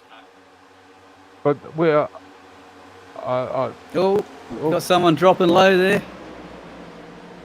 Steve, I think, Tompkins, decided to go up to the high line and take the lead of that high line. But as I say that, we see one of the Pinnacle cars drop back down, and Nobby's decided to drop back down and try to. Almost hitting Luke there. He would have been squealing on that one, old Lukey. Did these cars get loose in the tri-oval if you hit that apron? The worst thing they found that they got loose was when they're coming off a 3, there's a bit of a bump in the racetrack. And I know with our set, it was very, very bad at the start of the race, but it settled off with a few changes. So that might be what's struggling with, what Noddy's struggling a bit there with, is coming off a 3. Yeah, I watched a little bit of the practice yesterday in the day, and a lot of people are getting loose off turn 4. So I know these races are at night, they've got a little bit more grip. That'll be interesting tomorrow to see what the grip levels are like. Yeah, I think that outside starting to make a bit of a run there with Josh on the back and Noddy, but it's slow progress. I was just going to say before, boys, the 2 races that we've seen here earlier in the week, the trucks and the Xfinity cars, that high line never really came in until halfway to 3/4 of the way through the race. And it seemed to be the same in that first duel. It never really started to work until real late in the race. Yeah, well, you'll find that people aren't using it properly until near the end. Like what you need is someone like CP920 there, Chris Burnell or Dave, if he can push someone around the outside, you'll find that outside probably does work. You know what I mean? Yeah, it's like on Monday night, I led 18 laps in a row, I think, on the inside line. I was, coming to 10 to go. I've got this race pretty much settled. But once they get together, that outside line really does come together. Yeah. And we got 4 cars trying to get up to that top. We got Noddy Tompkins, and I'm just trying to pick out who else. I think that's Micklemore behind him. Yeah, you're right. Yeah, in the new paint. Possibly new paint Riley? scheme for Josh Micklemore. I have to say that's one of the better looking paints out there. I'm loving that Mitch Red car. It looks really nice. Well, Lockie, I can tell you that was done by Custom Paints and Diecast. So anyone out there in the racing world that wants to have a good looking car like that, you can just get in touch with them. So, but there's plenty of painters around that does some good work for guys. Yeah, that car does look awesome. I've actually changed from an orange car this year to a sort of a metallic blue, I suppose, and I'll display that next Monday night in the truck, so it looks cool. So long as we still get Can't imagine you in a different colour there, Danny. I know. Well, the reason was I picked the orange. I always gave Josh the orange of the Denver Broncos, and they've sucked ever since I've run that car. So I've just gone different colour. Broncos for the Super Bowl next year. Is that what you're saying? You want the Duels for the Super Bowl now, by the sounds of it. No way. 49ers all the way. Yeah, well, I like the 49ers, so yeah, I won't argue with that. So we've only got those 4 cars. I like the 69ers. Up that top line. So it's going to be interesting to see if anyone else decides to jump up there with them. I think the promising thing, though, to look at here is that they're not really losing time, and they're actually slowly starting to make ground on the leaders. So I think there's a bit more to the high line than you said. Like I think Danny mentioned before, that it takes a bit of effort to get it running, but I think once you can get it lined up, there's definitely a lot of speed out there. Yeah, definitely. That third car in the top line, high line is Scotty Griffith. So, oh, here we go. This outside line. It's coming. Oh, that's Noddy there, is it? The orange? That's a nice looking car, mate. Noddy loves a good super speedway. I always said, look out for the guys that love super speedways the most. Well, I can tell you that he's done plenty of running on the super speedways this week in the official iRacing stuff. Every night I know he's been doing 2 or 3 races there. Good on him, mate. They're good fun. It's just, I mean, I've never enjoyed them. I get like literally claustrophobic, and I'm so on edge the whole time that it's almost bad for my health, mate, to do these. Mate, I retired from super speedway after I won the ANZCAR Cup a couple of years ago, and that was enough for me. Mate, might as well. I just get in there, win it, and get out. Yep, that's it. But everyone's settled down. Everyone is a little bit different to the first duel. Everyone's behaving themselves, and as we said, we've got a 5th car now up there on that high line, so we may see them to start move forward a bit more. Yeah. I think that's Luke Trahere up there on the high line that's just jumped up there, Mark. But one thing I have noticed as well here is the pace seems to be a little bit slower than the first duel. I know we were sitting in the low 46s to high 45s in that first race, but at the moment they're sort of sitting right up in the high 46s. So you wonder here is maybe they're saving a bit of fuel. Maybe they're trying to back up the pack a little bit. Yeah, well, we've seen in that first race, what was it, 35, 36 laps out of the tank, was it? Or I think the caution ruined that one, but I think we were looking at around 39 to 40. Yeah, I'd say Ed and Josh are trying to, because Ed doesn't want to have to go into the pits too much earlier than what Josh would have to. So they're trying to, you know what I mean? I'd say Ed's probably backing off, to be honest, a bit. Yeah. Yeah, there's definitely mind games going on. You think they're just up the front, foot flat, but there's definitely mind games. There's a lot of talking going on the radio. Yeah, and that's what a lot of people don't understand. As you said, Denny, it's not just get in foot flat and turn left. That there is a lot of things that you've got to work out, like fuel save, tyre save, to get the maximum out. we made the comment that most of these guys will want to run this tank dry almost, and come in probably with about half a lap of fuel on board. Lockie, how did you find tyre wear in that first race? Was that a factor for you? It's hard to say because a lot of people are running different setups that'll be wearing different tyres. We had a bit of a problem with the left rear, but we fixed that with a few changes. It might be similar with other guys, being that this car is the way it is, but the tyre wear's not too bad. I wouldn't be surprised if you see a few guys throw 2 tyres at it in the stock, maybe left sides. Well, we did notice that in that. Well, we got one around. Greg Spencer. Almost. Great catch. Good save. Yeah. Great save by Greg there. I have to say, also props to all the guys around him there that were able to be a bit sensible, lift off a bit, and keep it green. It's well driven from the whole pack there. Okay. Yeah, I dare say half of that pack would have wanted that yellow now because it's going to be hard to catch back up. Man, he was gone. That was a great save.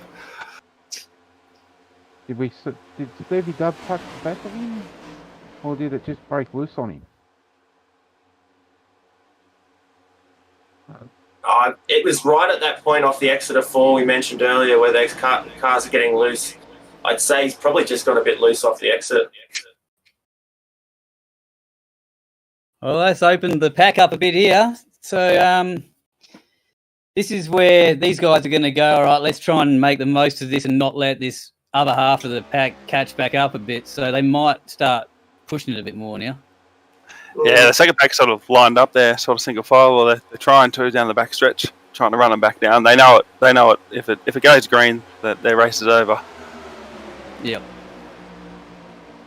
I would have agreed with you in the first duel with the pace being up, but I'm wondering with these guys sort of backing off, sitting in the 46.9, 47 lap time mark, the other pack might have a chance to catch up, knowing that the first duel we had cars going as low as 46.1s in there. Yeah, that's why I was thinking this front pack might start putting the foot down more, just to keep, the less competition, the better, really.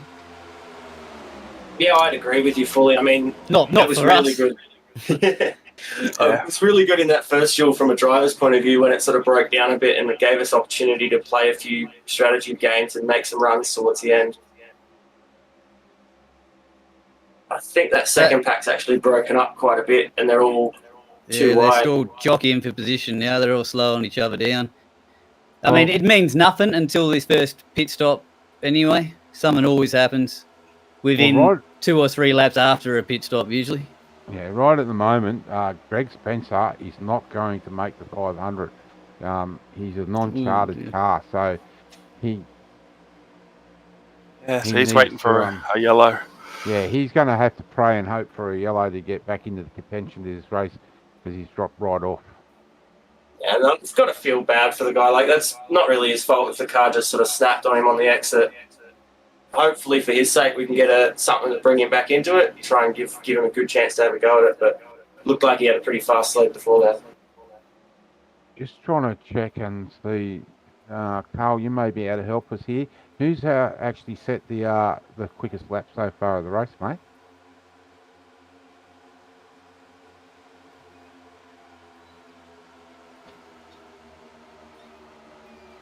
Dave Douglas, why not? Yeah, 100%. Or Edward. Edward's leading. Dave Douglas? Yeah, see, I know me Dave Douglases. I was watching the practice yesterday, and he was the car that loved to push, so he was definitely testing his car out how it pushed. So it'll be interesting to see if he pushes at the end or tries to head out on the high side, and get a lead. I will give it. He definitely loves to give it rather than take it. I'll give it to those 5 cars up top. They are definitely trying to make that top line work, and they're sticking at it. So, hats off to them. And they look pretty steady out there. If they can stay there and it's safe, then I reckon it's a good line to choose, to be honest. It gets you out of the way of everyone. It's a lot easier to drive straight when you're on the outside. On the inside, things start turning into a big salmon run sometimes where you just start following the car in front of you, and it's really easy to start getting out of no, control. No! Oh, Josh is around. He caught it. Oh, he's holding it. Oh, I think they've all got away with that. his Yeah. car's going to be destroyed, though. He's going to fall back to I the think second that's pack. Josh. Is that Josh, was it? Yeah, there was one car banged in another one and then just copped it from heaps of people. Just looking at Josh's car now, and it looks like it's isn't carrying any damage. So lucky for Josh, yeah. Looks like Noddy's got quite a big hit on the left front, though, by the looks of it. It's and interesting. Griffiths as well on the right front, sorry. It's interesting hearing different people's opinions of how they race. Like, I prefer the bottom line, to be honest, because I can just, if there's a wreck, I can turn left. If I'm up high, you can't turn left, you can't turn right. But that No, didn't you're work for definitely me. right. That didn't work But for me in the Xfinity car on Wednesday night. Yeah, it's hard. It's luck of the game, really. Anyway, it's really hard to have a controlled save in one of these things. But the top. Like I said about the bloody get claustrophobic. The top opens up way more than the bottom, so you just feel like you're freer. For me. It does, yeah. Yeah, I tend to agree with Skirley as well with that top line. I think for me it felt a lot more comfortable. Just the ability to choose where I want to go, so I can either squeeze the inside or open the track right up. So I prefer the top line as well. Yeah. Smart line is the bottom though, obviously, and you probably aren't going to win by riding the top the whole time.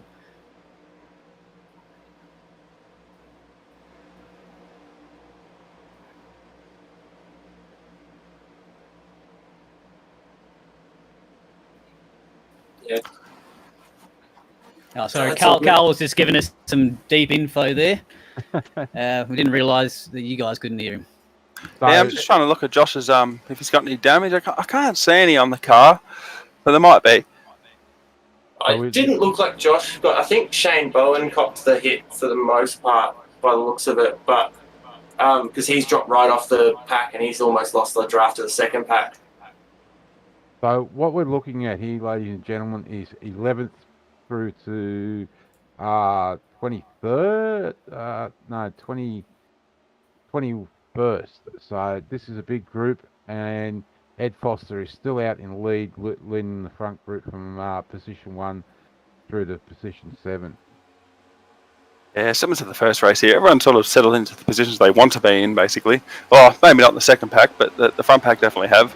And they pretty much just want to drive single file and drive away from this second pack and get out of this incident free. Yeah, these guys are in ideal position for these guys here to get in,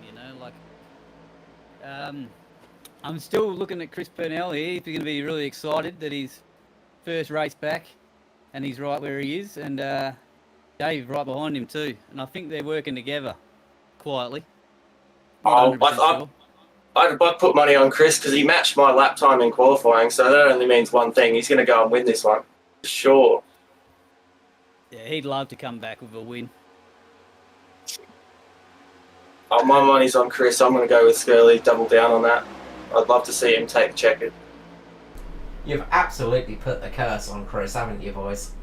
Yeah, I was just going to say that. I promised him through the week I wouldn't say anything about him, so I can now safely say that if he does crash out, it was Lockie's fault with the commentators. Skirley started it. Well, you can say what you want about him now, Mark. What was it you wanted to say about him? Nah, I just mean now the door's open, you can't really jinx him anymore. No, that's right. It's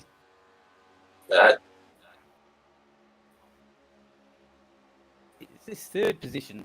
Who's in third here? I've never seen that number before. Third is Toby Stent, Toby mate. Stent. He won the race at the Coliseum, if I'm right, is he? Yes, that's right, mate. His first race ever. Yeah. Toby's one of the new guys to the league this year. He's done a bit with Weekend Warriors last year. He was really quick in that series and nearly got a couple of really big wins in there. So it'd be awesome to see him running in this series, mixing it up with the big boys and having a go at wins, because I think he's definitely got a couple in the bag this year. I mean, he's already won the Clash, so he's got one in the bag. It's interesting because there's so many guys in ANZCAR this year that you could put your money on.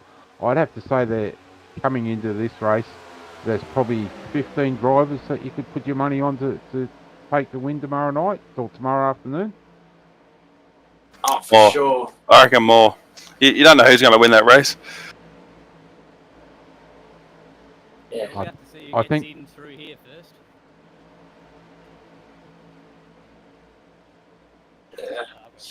It's almost like when I log on to Sportsbet, give them a shout out. They like you can pick a hopeless driver that you don't think is going to win, and they could, like almost like Trevor Bayne a few years ago or 10 years ago. I think I remember he was $101. I remember putting some money on him too. This front group's about to catch Greg Spencer, so that's going to put him a lap down. And let's hope he can keep enough speed up and join on to the rear of this lead pack and stay running with him. Well, you talked about before, Skurlock, the idea of trying to maximise the pace when the pack breaks up. I've just noticed that these guys have actually picked up their speed 2 or 3 tenths a lap. So they're down in the mid 46s the last few laps, which would suggest to me that they're trying to make hay while the sun shines. Yeah. Can everyone hear me properly now or not? Yeah, we got you clear. Yeah, I'd say now they know what lap they're going to pit on, and they're just committed to it now. So they're flat out from here on until they get a fresh tank on anyway. And I doubt they'll take tyres.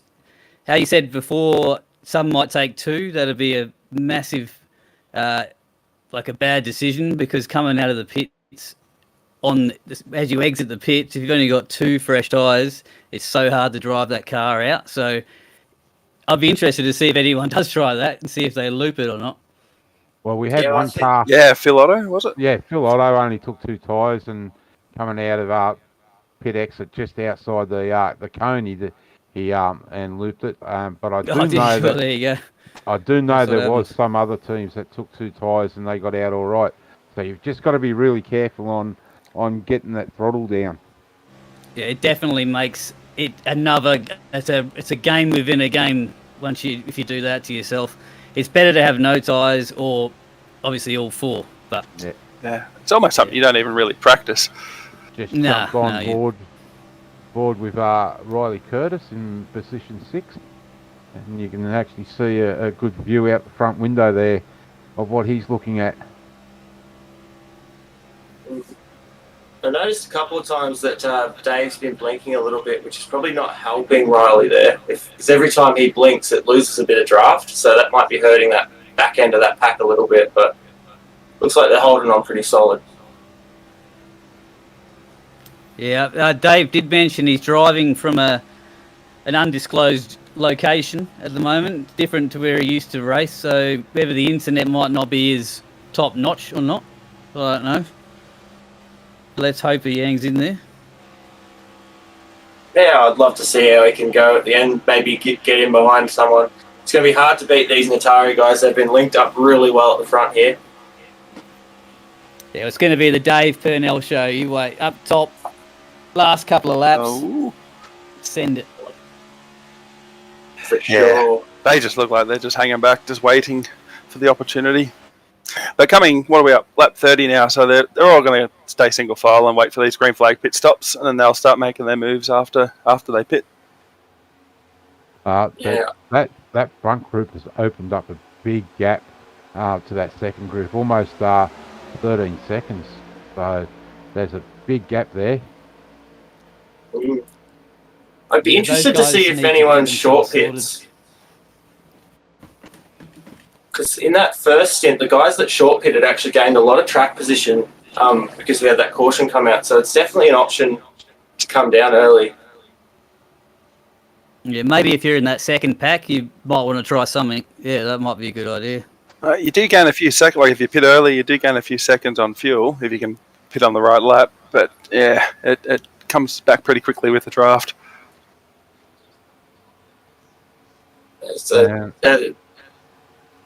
Looks like Todd Emery's just dropped a lap down. He's another open car that'll be... Oh, no, sorry, he's a chartered car, my bad. But Greg will be hoping to get past him. Another spot there he can pick up. All right. While my microphone's working properly now, I want to readdress what I was saying before, that Toby Stent is someone I've never heard of before, and he's already won his first event ever in ANZCAR on his first race. So he could be another one of these guys that is going to make life horrible for me. He already had these DPR guys taking over everything. I can tell you now, Scully, that Toby is a New Zealand driver, but he's based in Japan, and he races in the New Zealand ANZCAR League, and he's already, I believe, has already won a championship in that league. Doesn't surprise me. He's probably a dirt racer too. Maybe. I think I've seen the name, seen his name somewhere. Yeah. You know who else is a good dirt racer? The 920, Chris Burnell. Oh yeah, he'll take it up the dirt. Yeah, he's got Dave and Riley. Actually, I forgot Riley's another guy that will definitely help Dave and Chris out. So they got their front three. I mean, I hope it stays like this, to be honest, for a bit, because it'll be good to see what happens at the end if they battle it out. Well, something's happened there with Luke Kenny. Well, just a bit of a connection issue by the looks of it, but a bit of a scary moment would have been for Greg if as he loses the draft a bit there when that happens.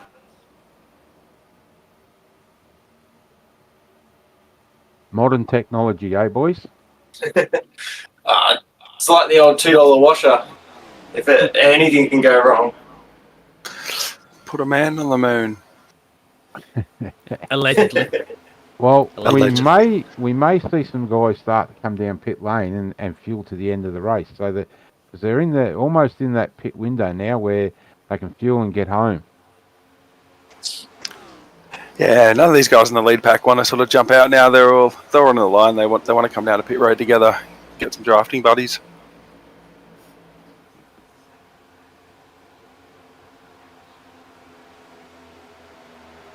It's a bit of an interesting thing that happens when the race goes like this, where the mindset of everyone up front here is like, this race is beautiful, we love this, we want this to keep going.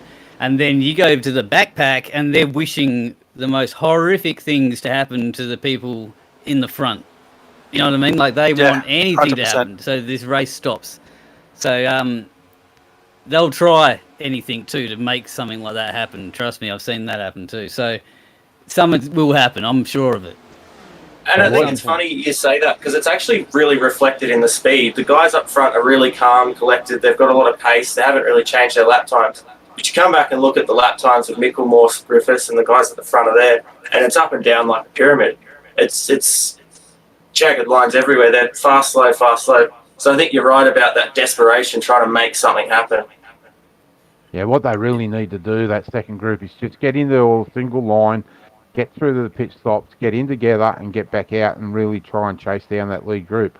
But as I wasn't sure who was saying, I think it was you, Skurlo, that they'd be hoping for a caution to come out now and level the playing field again. Oh, mate, yeah, they're hoping for the biggest crash that's ever been seen, to be honest. And I think the problem might be that Josh did get bumped. I swear when I look, if you saw that crash, or it wasn't a crash, he did an amazing save to keep that thing on line, but someone hit him, I swear, someone hit him, and that car could be a bit slow. I've Yeah, got a if he's feeling, carrying Stanley, that I think Mickelmore squeezed through and just avoided it because he's got a very similar looking car to Shane Bowen. I think it might have been Bowen that got a bit of a hit there, unfortunately, because he's struggling a bit further back. Yeah. If we have a look at Bowen, I think he was the one who got hit. He's got a massive chink out of the right front, and he's struggling to keep in the draft. Sorry, guys, just jumping back up front. Dave is really having some bad connection issues here, and we're starting to see that front group break up a little bit. Yeah, that's the one thing that could throw a spanner in this. If Dave Yeah, if he keeps flashing like that, Riley's got no idea where he is, so he can't draft him, and that could cause another split in the pack. 53 to the pits this lap, I I was going to heard. say, yeah, keep an eye on the leaders because it's about that lap 38 mark. Yeah, all three of them in. Purnell's staying out with DD, and I wasn't sure, didn't quite see who that third car was. So. Ooh, sorry to interrupt. Big moment for Greg Spencer. He missed the pit lane. He had to go back out on the track. He's lost the draft and that pack. Oh, no. Things go bad to worse for Greg. It rains, it pours. So the three looks like they're all cars are up on the left side. Yeah, left side. It'll be interesting to see how they get off this onto the back stretch they're here. taking two, are they?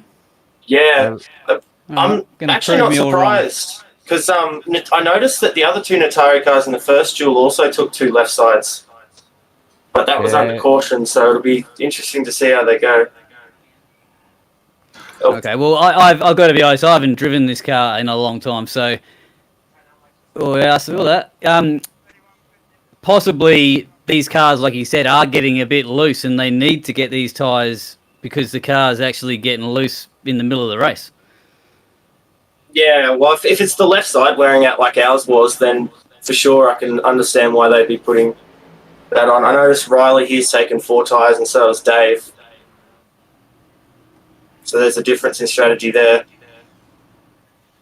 Just going back to what you were saying there, Mark, Chris, I think Chris came off on the pit lane onto the grass there, if I saw correctly. It's a long stop too for Chris, so I'd say, unfortunately, I think he got penalised. Commentator cursed him. Yeah, I've just having trouble getting him up on my screen at the moment. So. Oh yeah, well yeah, I saw he entered the pits 2 wheels out on the grass, which could be giving him a bit of a penalty. Is he still in there? I think he's still in pit lane. Yeah. So. Oh no, it's not a good return. But one saving grace, Gerlo, is that he is a chartered car, so he will make the field tomorrow night. Mm. Yeah, it looks like one of the cars at the back as well, 550. I think you might have seen it a bit better, Danny. What happened there?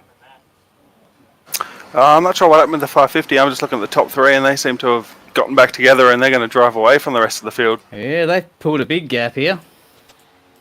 I think they might have even broken away from Dave. Purnell's just coming out of pit lane now, so he's definitely got a penalty. I was interested to see, like if you were coming a lap down, whether you could drop back into the line that just drove past you in the draft. I know last year it was kind of hard to do. You almost lost the draft straight away. Yeah. I know Dave was just coming off pit road, so it was a little bit slow, but yeah, you just can't get there. Yeah. I think whatever happened to Chris just held up Dave and Riley enough to where now these guys are long gone. And I think it's a bit of the case everywhere. There's not really too many close packs. I think there's a pack between, 10th back to 15th, but everywhere else is 3-4 car packs. So it's a pretty messy pit cycle for a few guys. And they won't want to be doing that tomorrow night or tomorrow afternoon because it will ruin their 500 chances. Yeah. Making mistakes now, learn it, don't do it again. But these front 3, they look like they might have should be trialling out Elon Musk's Neuralink. They're driving like AIs out there. Just looking at Purnell, and he's going to be gobbled up by that pack that's led by Stevie Dubb. So he'll join on to the rear of that, and hopefully that pack can start moving forward. Yeah, well, he's the man. He'll push. That's the race to watch. You know, JCW is going to go with Ed, so I don't think Stent's really got a chance of what he does. Whatever he does, JCW will probably do the opposite. Mm. Are they not teammates? Aren't they all teammates? I think they are, yeah. They're all part of the Ferrari stable. I was going to say, they all look the same. So, yeah. That's why it's been so nice up there. Yeah, the Looks like teammates, the driver sorry. team line up there for Natari's Ed Foster, JCW, Toby Stent, and Daniel Heddershide. Oof, it's going to be a tough team to beat, isn't it? I thought I'd break that good news to you. Yeah, well, I'm a lone soldier, mate. I'll get it done. You got to have confidence, otherwise, what's the point? That's it. Yeah.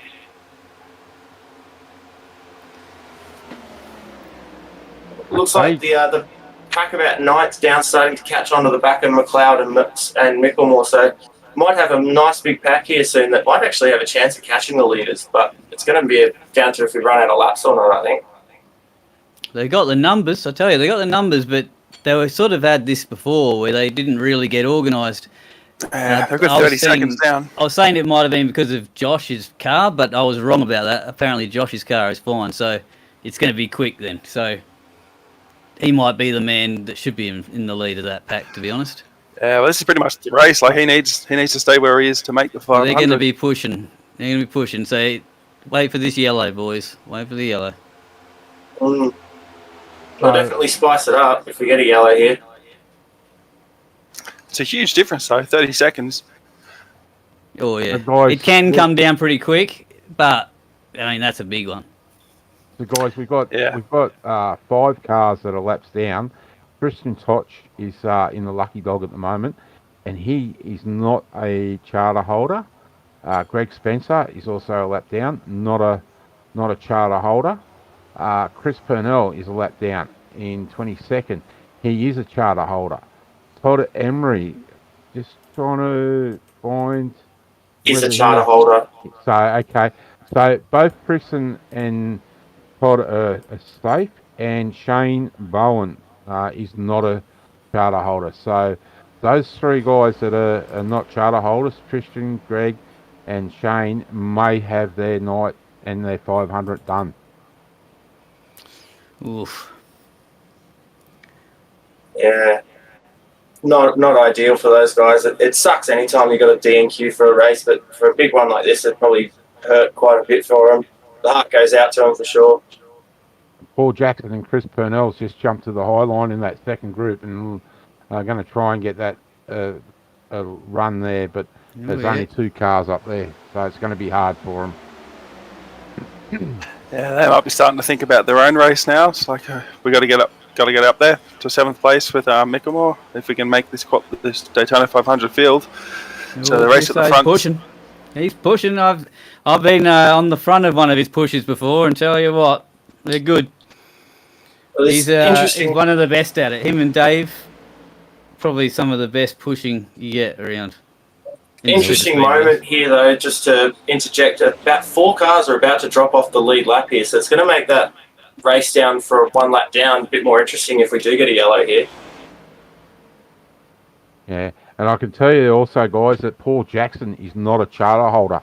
He doesn't have a charter, so... Oh, we got one on the wall, backstretch. I think that was Seidel. Yeah. He's missing a wheel there. His right front's come off it. I hit that wall hard. His night's done, poor bugger. Is he a charter holder, Nigel? No, just looking. Wow, he got loose. Yeah, he did. Yeah. Oh, yeah, he is a charter holder. That's all right for him then, but still be gutting to lose that track position. And he wouldn't want to end the race this way because it's valuable track time.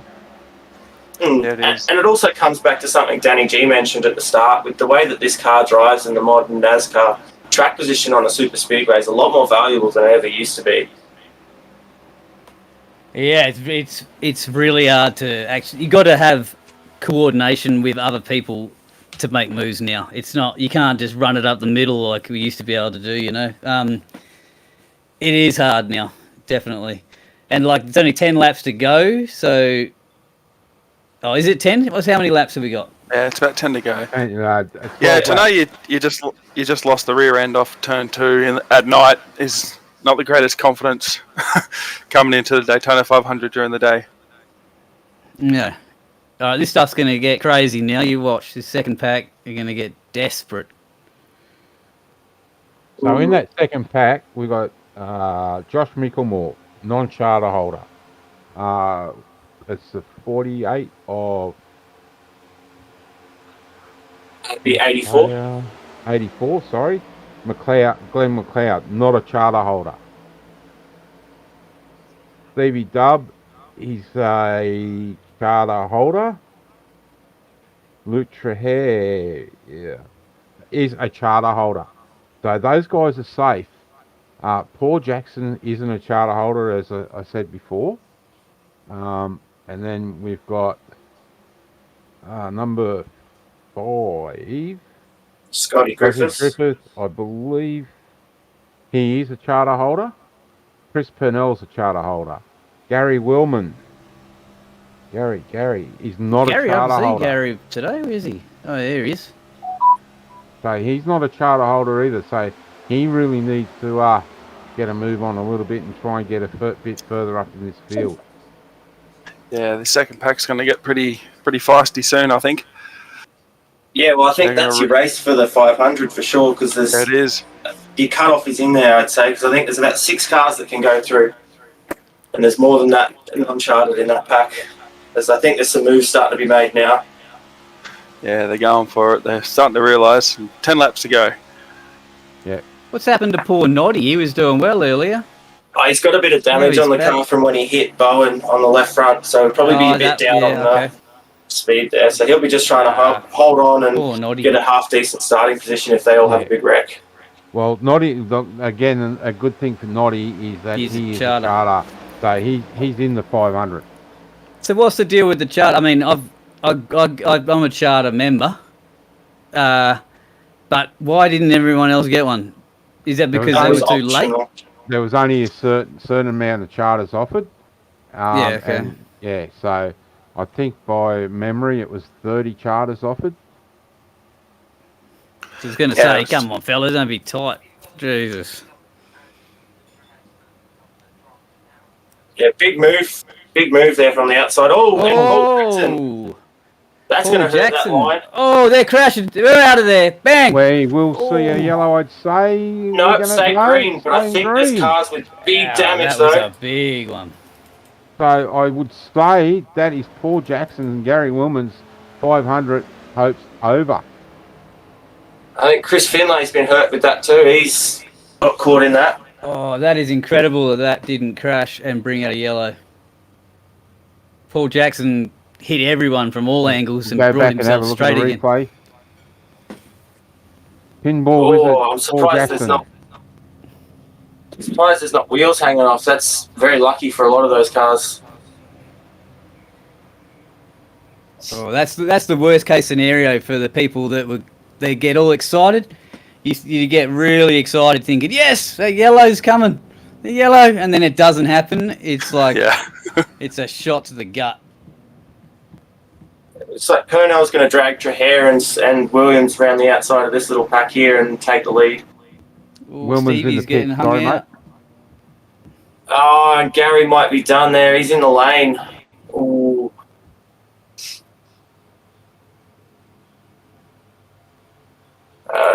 Mark, was Gary on the charter system, or is he? No, he's not. He's a non-charter.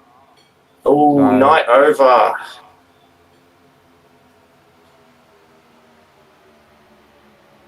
Yeah. 38 of Tom Neal is in the pit lane. It looks like he's just come in for a top-up. It might have been running a bit too tight on the fuel. And the other thing is, a lot of these guys may not have expected to be running out on their own. So there might be guys that, as we get to the end here, could be actually running on oily rags because they weren't expecting to be running on their own. Dave. Douglas. Sorry, you go? Oh, I was saying Dave Douglas is here and then he's not here. He's in and out. It's going to make that hard for Riley. Riley would be freaking out about that because it probably is worse in the sim itself. So Riley won't know what he's driving around. I was looking at the front again. These guys are still AI, perfect. Just a perfect race at the moment. Yeah, I'll be tempted to see if the Natari boys have a bit of a race with each other, because they've one of the philosophies they've always had is if they're in the position to, they'll let each other race with each other. So it might be good to watch them come to the white flag to see if they have a go at each other. Yeah. Jackson and Finlay's about to go another lap down. Go a lap down. Yeah, you got to be aware of when the leaders are coming through. I learned this one firsthand last year, where I was meant to be a veteran at this and totally zonked out and just wasn't paying attention and actually probably ruined the race for quite a few people. So you got to be aware. It's happened. Like I've come down the backstretch before. I'm just on my own, just minding my own business, head in the clouds, and the next minute the leaders are behind you, and you're just like, geez, if I was half a second slower, I would have gotten wrecked, or I would have wrecked the leaders. Oh, mate, you just forget what you're doing after the Daytona. Like, you're doing so many laps, and you're staring at somebody's like with a busted car. You just completely zone out. Yeah, you do. Something really clever I want to point out here for Chris Finlay is he's one of the non-chartered race cars, and he's actually managed to hang on to the back of the top three here, and I think he's just about safe at the moment.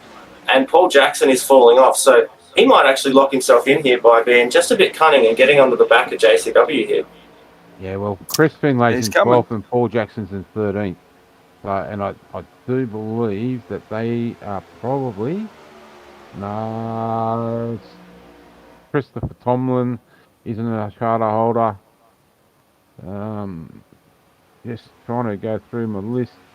And everything just changed for the leaders then. Like the top three, like they might have been happy to run 1, 2, 3, but now there's 6 cars in that pack, possibly 7, 8 coming up, and that changes everything. All of a sudden, second place thinks he can get a run. Third place thinks they can get a run.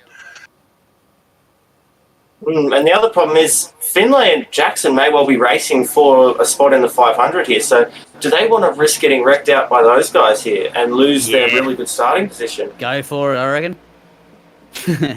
This is the big thing. If those lappers decide they want to get that lap back again, that's when things get exciting.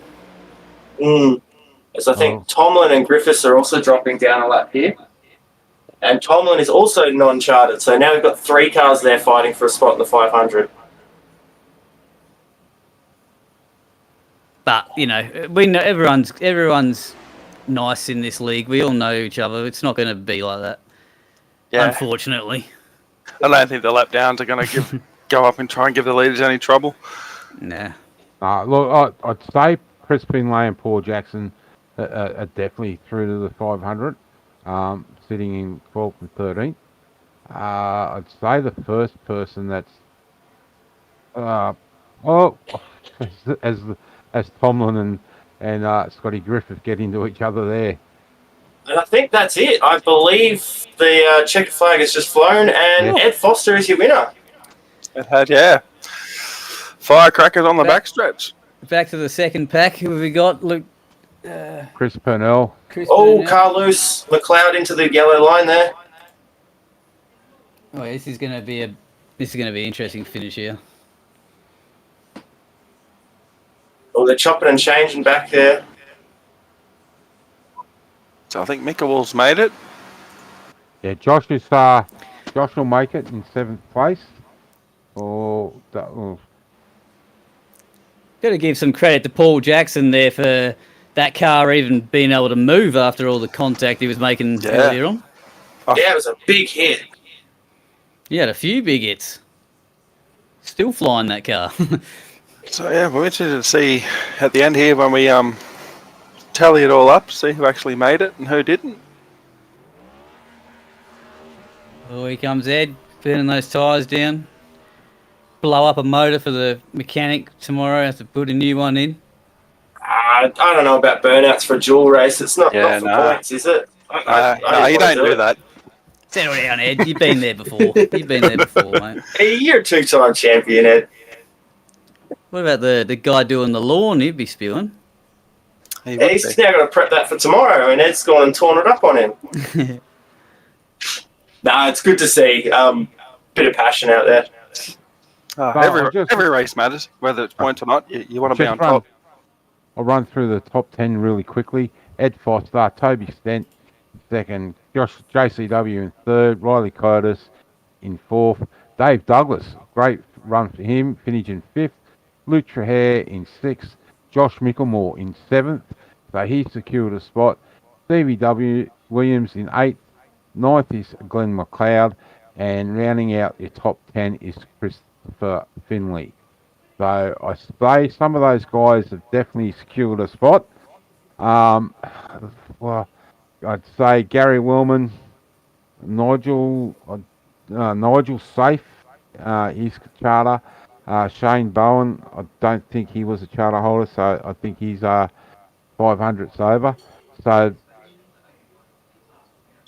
but if for all the up to date information, you can go to the ANZCAR webpage, which is www.anzcar.com. So we will have the race top three up here in a minute. So, boys, just a quick word before we start bringing those guys up. How'd you see that second race for the Duels? I can't wait for the 500. It's going to be great. Oh, it was good to see it go green, actually. I think it was nice to get a good idea of where people are at with their fuel loads as well. I mean, I'm talking more of the driver here, but no, it was a good race to watch, and I'm keen for the 500 like Danny. Yeah, it shows me that people are going to have to be a bit more aggressive, and if they want to mix up with these top three here, that was just a practice race for them. So people have got to mix it up a bit to scare them a bit, I think. I'm interested in the tyre wear. Like for years, you didn't have to change tyres; you just selected them off. But now there's I haven't driven the car, but apparently there's some tyre wear you have to look after. You see the drivers pitting for tyres under pit stops. That could be, a deciding factor in the end. And the track temperature as well. We don't know what that's going to be, which affects things like that heaps, especially earlier on in the race. Anyway, I think it's the daytime. Is it daytime race? Yeah. Yeah, right in the heat of the afternoon. I don't even know what's happening in the day on these. Like I said, I think in Duel, the one race, I watched the practice session. A lot of cars were getting loose off turn 4 on the high side. So tonight's we've been watching the racing at night, but tomorrow's in the daytime. The track's a lot hotter. The cars are a lot looser. Yeah. Well, we might bring up our third place getter for tonight's duel number 2, and that's JCW. Welcome to the booth, JCW.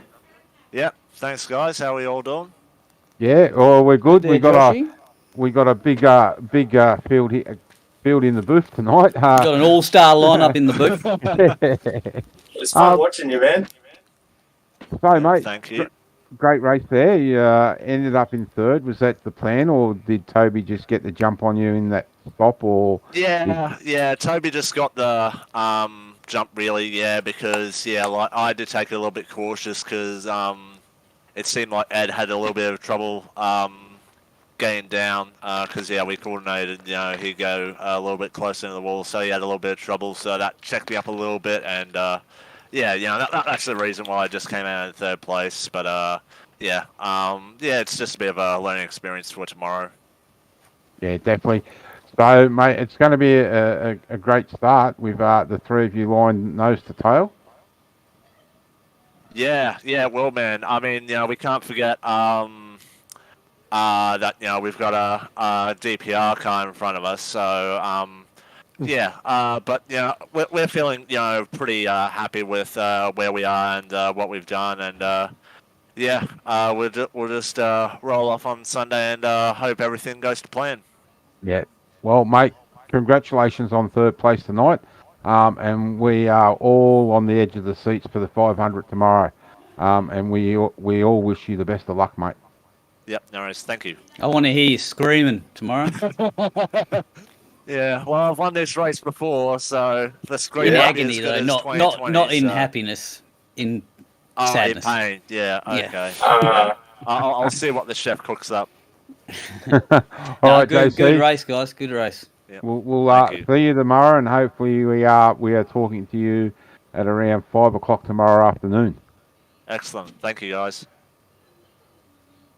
So our second place getter for the second duel tonight is Toby Stent out of Japan. Welcome to the booth, Toby. Hi, hello. How is everyone? We're good, mate. How are you? Yeah, good. Just let I can me feel, just- feel my throttle pedal through my foot, so we're pushing pretty hard. I got to say, I'm your new biggest fan, and I don't know who you are, but you win your first ANZCAR race ever, then I'm your biggest fan, all right? Oh, thanks. Now we're going all right. Yeah, that's haven't obviously haven't won anything that means anything yet, right? The Clash is just the practice race, and it's just a qualifying race tonight. So the big work sort of starts tomorrow and the rest of the season. But it's going good so far. It's good fun. Well, that's a good question I have for you. Eve of your sort of Cup Series debut tomorrow, that was absolutely clinical tonight from all three of you guys. How you feeling? You excited? You a bit nervous? How you feeling? Oh, I'm not sure. I'm not sure how to feel because I feel like there's a bit more in the car, so we're going to tweak on it a bit more. But yeah, we'll see. You know how it is. Obviously, anything can happen in these races, right? So it can be out of your hands in some respects. Obviously, you can put yourself in good and bad positions as well. So yeah, no, I don't know. I'm just feeling different, I guess. We'll just see how it goes and go hard. And if we have a good result, awesome. If we don't, we'll come back at Auto Club and go hard again. Well, you've got to Well, be. it seems like you guys did everything right for you three anyway tonight. You didn't do anything wrong, so everything that you had control of, you guys seemed to do perfectly, and no one crashed. Well, they did. They tried to, but the yellow didn't come out, so you guys benefited from that big time. Yeah, we definitely pulled away a bit there, but I think it's just it's really important to get all the 1%ers right. You know, getting on pit lane, not speeding, getting into your box clean, and all that sort of stuff, and that all adds up, right? If you can come out together instead of being broken up and get back in it, it helps. So yeah, that's the key, and that's what I've been trying to concentrate on for myself for the season. Is just don't screw up the little things that ruin your race, and yeah, just keep in it. And that's massive now, getting on pit road under green. I mean, back in the day, a couple of years ago, you know, you were never pitting under green, and now you've got to do it. Now you've got to get on there fast, get out fast. I know it's pretty loose on the exit of, you know, coming back onto the backstretch, but you've got to learn how to do that now. Yeah, that was actually the first time that any of us had left pit road hot with this setup. We've been tweaking on it a bit, and so we turned in and we're like, oh, understeer, and the thing was pushing along. But no, it was all good. But yeah, you're right. It is it's hard and it's important to get right as well because you can literally lose and win a race. I lost a truck race the other week from being slow in the pits, so that sort of annoyed me a bit. So I've just, yeah, like I said, we've all got to do the best we can, and if we do a good job, we should be there or thereabouts. And if we get crashed, then we get crashed, and we'll come back at Auto Club. So yeah, I hope it goes well. I'm looking forward to it. That's it. All right, well done, man. Just beat those DPRs, and we're good. Yeah, well, yeah, I think Lockie will tell you I'm not going to muck around this season. I'm pushing hard, so yeah, that's everyone's the target in front of my car, so we're going hard. I don't think you have any other mode than pushing hard, from what I know of you. Nah, full out. And yeah, we'll see where we end up. You could almost say you're fully floored. Make sure you we're actually That's what we want to hear. Make sure you wear protection when you're behind me, please. Yeah, no, I'm coming in pretty hard from behind on the restrictor plate tracks. But this guy understands me very well. We're going to get along well this season, aren't we? Hopefully, I'll be not able to another tell one. you guys. No, not too well, mate. Because I get you. Awesome. All right, Toby. Well, a great result for tonight. That's part 2 of the story over and done with. We'll just have to wait and see how part 3 runs out tomorrow afternoon in the 500. Yep, that 100%. Like I said, we'll be going hard, and we'll see where we shake out at the end. All right, mate. Thanks for your time tonight, and congratulations on second place in the duel number 2. Nah, no worries. Thanks for the broadcast, dudes. You guys do an awesome job. So yeah, appreciate it. Thanks, mate. Yeah, well done, mate. Thank you. All right, and we'll pull up into the booth now. Race winner, Ed Foster. Well done, mate, on part 2 of the 500. Now you boys are going to listen to me again. You just listened to us for the whole first tour. I was going to say, talk again. Seeing you again, Ed, it was a bit of a surprise. Yeah, it was just, I mean, it wasn't a classic like the first one was. I mean, it was just kind of caution free, and we pitted and came back out, and yeah, there's not much else to say. I guess like you could probably best way I would describe it is you guys were clinical. Like you were the class of the field by a long way, and I think it's a bit of a statement for the rest of the field for tomorrow to look out because you guys are on it. Yeah, I mean, got to get his head out of that helmet. Jesus. I think we probably had a bit of a advantage having 3 cars there. I mean, Dave and Purnell were sort of together, but I don't know if they had the ability to sort of talk to each other. And of course, they only had 2 cars and everything. And so once I think we were just talking to Purnell then, and he was saying that he had a mistake on the pit road, which obviously would have left Dave alone, which obviously blew that gap right out. So, we managed to stay together and they had their issues. So without that, I think it could have been a little bit different. I don't know what it was that actually caused the pack to break up in the first place, but obviously once that broke up, it kind of left us alone with a few other guys at the front. So it's just really the way it played out. We'll just have to see what tomorrow brings, really. But, it's a good start, isn't it? You can't complain. Second row is always a good place to start. Only better place is the front row. But as I was saying before to Toby and JCW, you guys got to be happy with the 3 of you lined up together for the start of the 500 at least. Mate, I mean, I don't know if you noticed the start of this particular duel race. I mean, we're not really that bothered early in the race about getting everyone lined up. It's too early for that. Like, we'll just sort of run where we run, and if we're all together, then fantastic. If we're not, it's 500 miles. So having everybody lined up together on lap 1's not going to mean anything. Yeah, well, you're right. It's really that last lap that you've only got to really concentrate about, but you just got to get those tickets to those last couple of laps. Yeah, that's it. So, a lot of it's out of your control. So we're just going to have to roll around and see what happens. I was saying that it looked like you guys might have been trolling out Elon Musk's Neuralink because you guys just look like basically like AI out there, just perfect the whole race. I don't think you guys really made any mistakes that I could see anyway. It just looked like a practice event for you guys right there. Yeah, it went okay. Sort of the main thing to get right, once you get everyone sort of together like that and you're leading the line, like, you just want to make sure you get your pit stops right more than anything else. So, I mean, we only had 1 pit stop to make and everything went okay. We were a bit spread out when we came off pit road, but we got back together quickly enough. We're a little bit concerned about how long it was taking us to get formed back up, about whether or not Dave and Chris would be able to jump us, because obviously they stayed out a bit.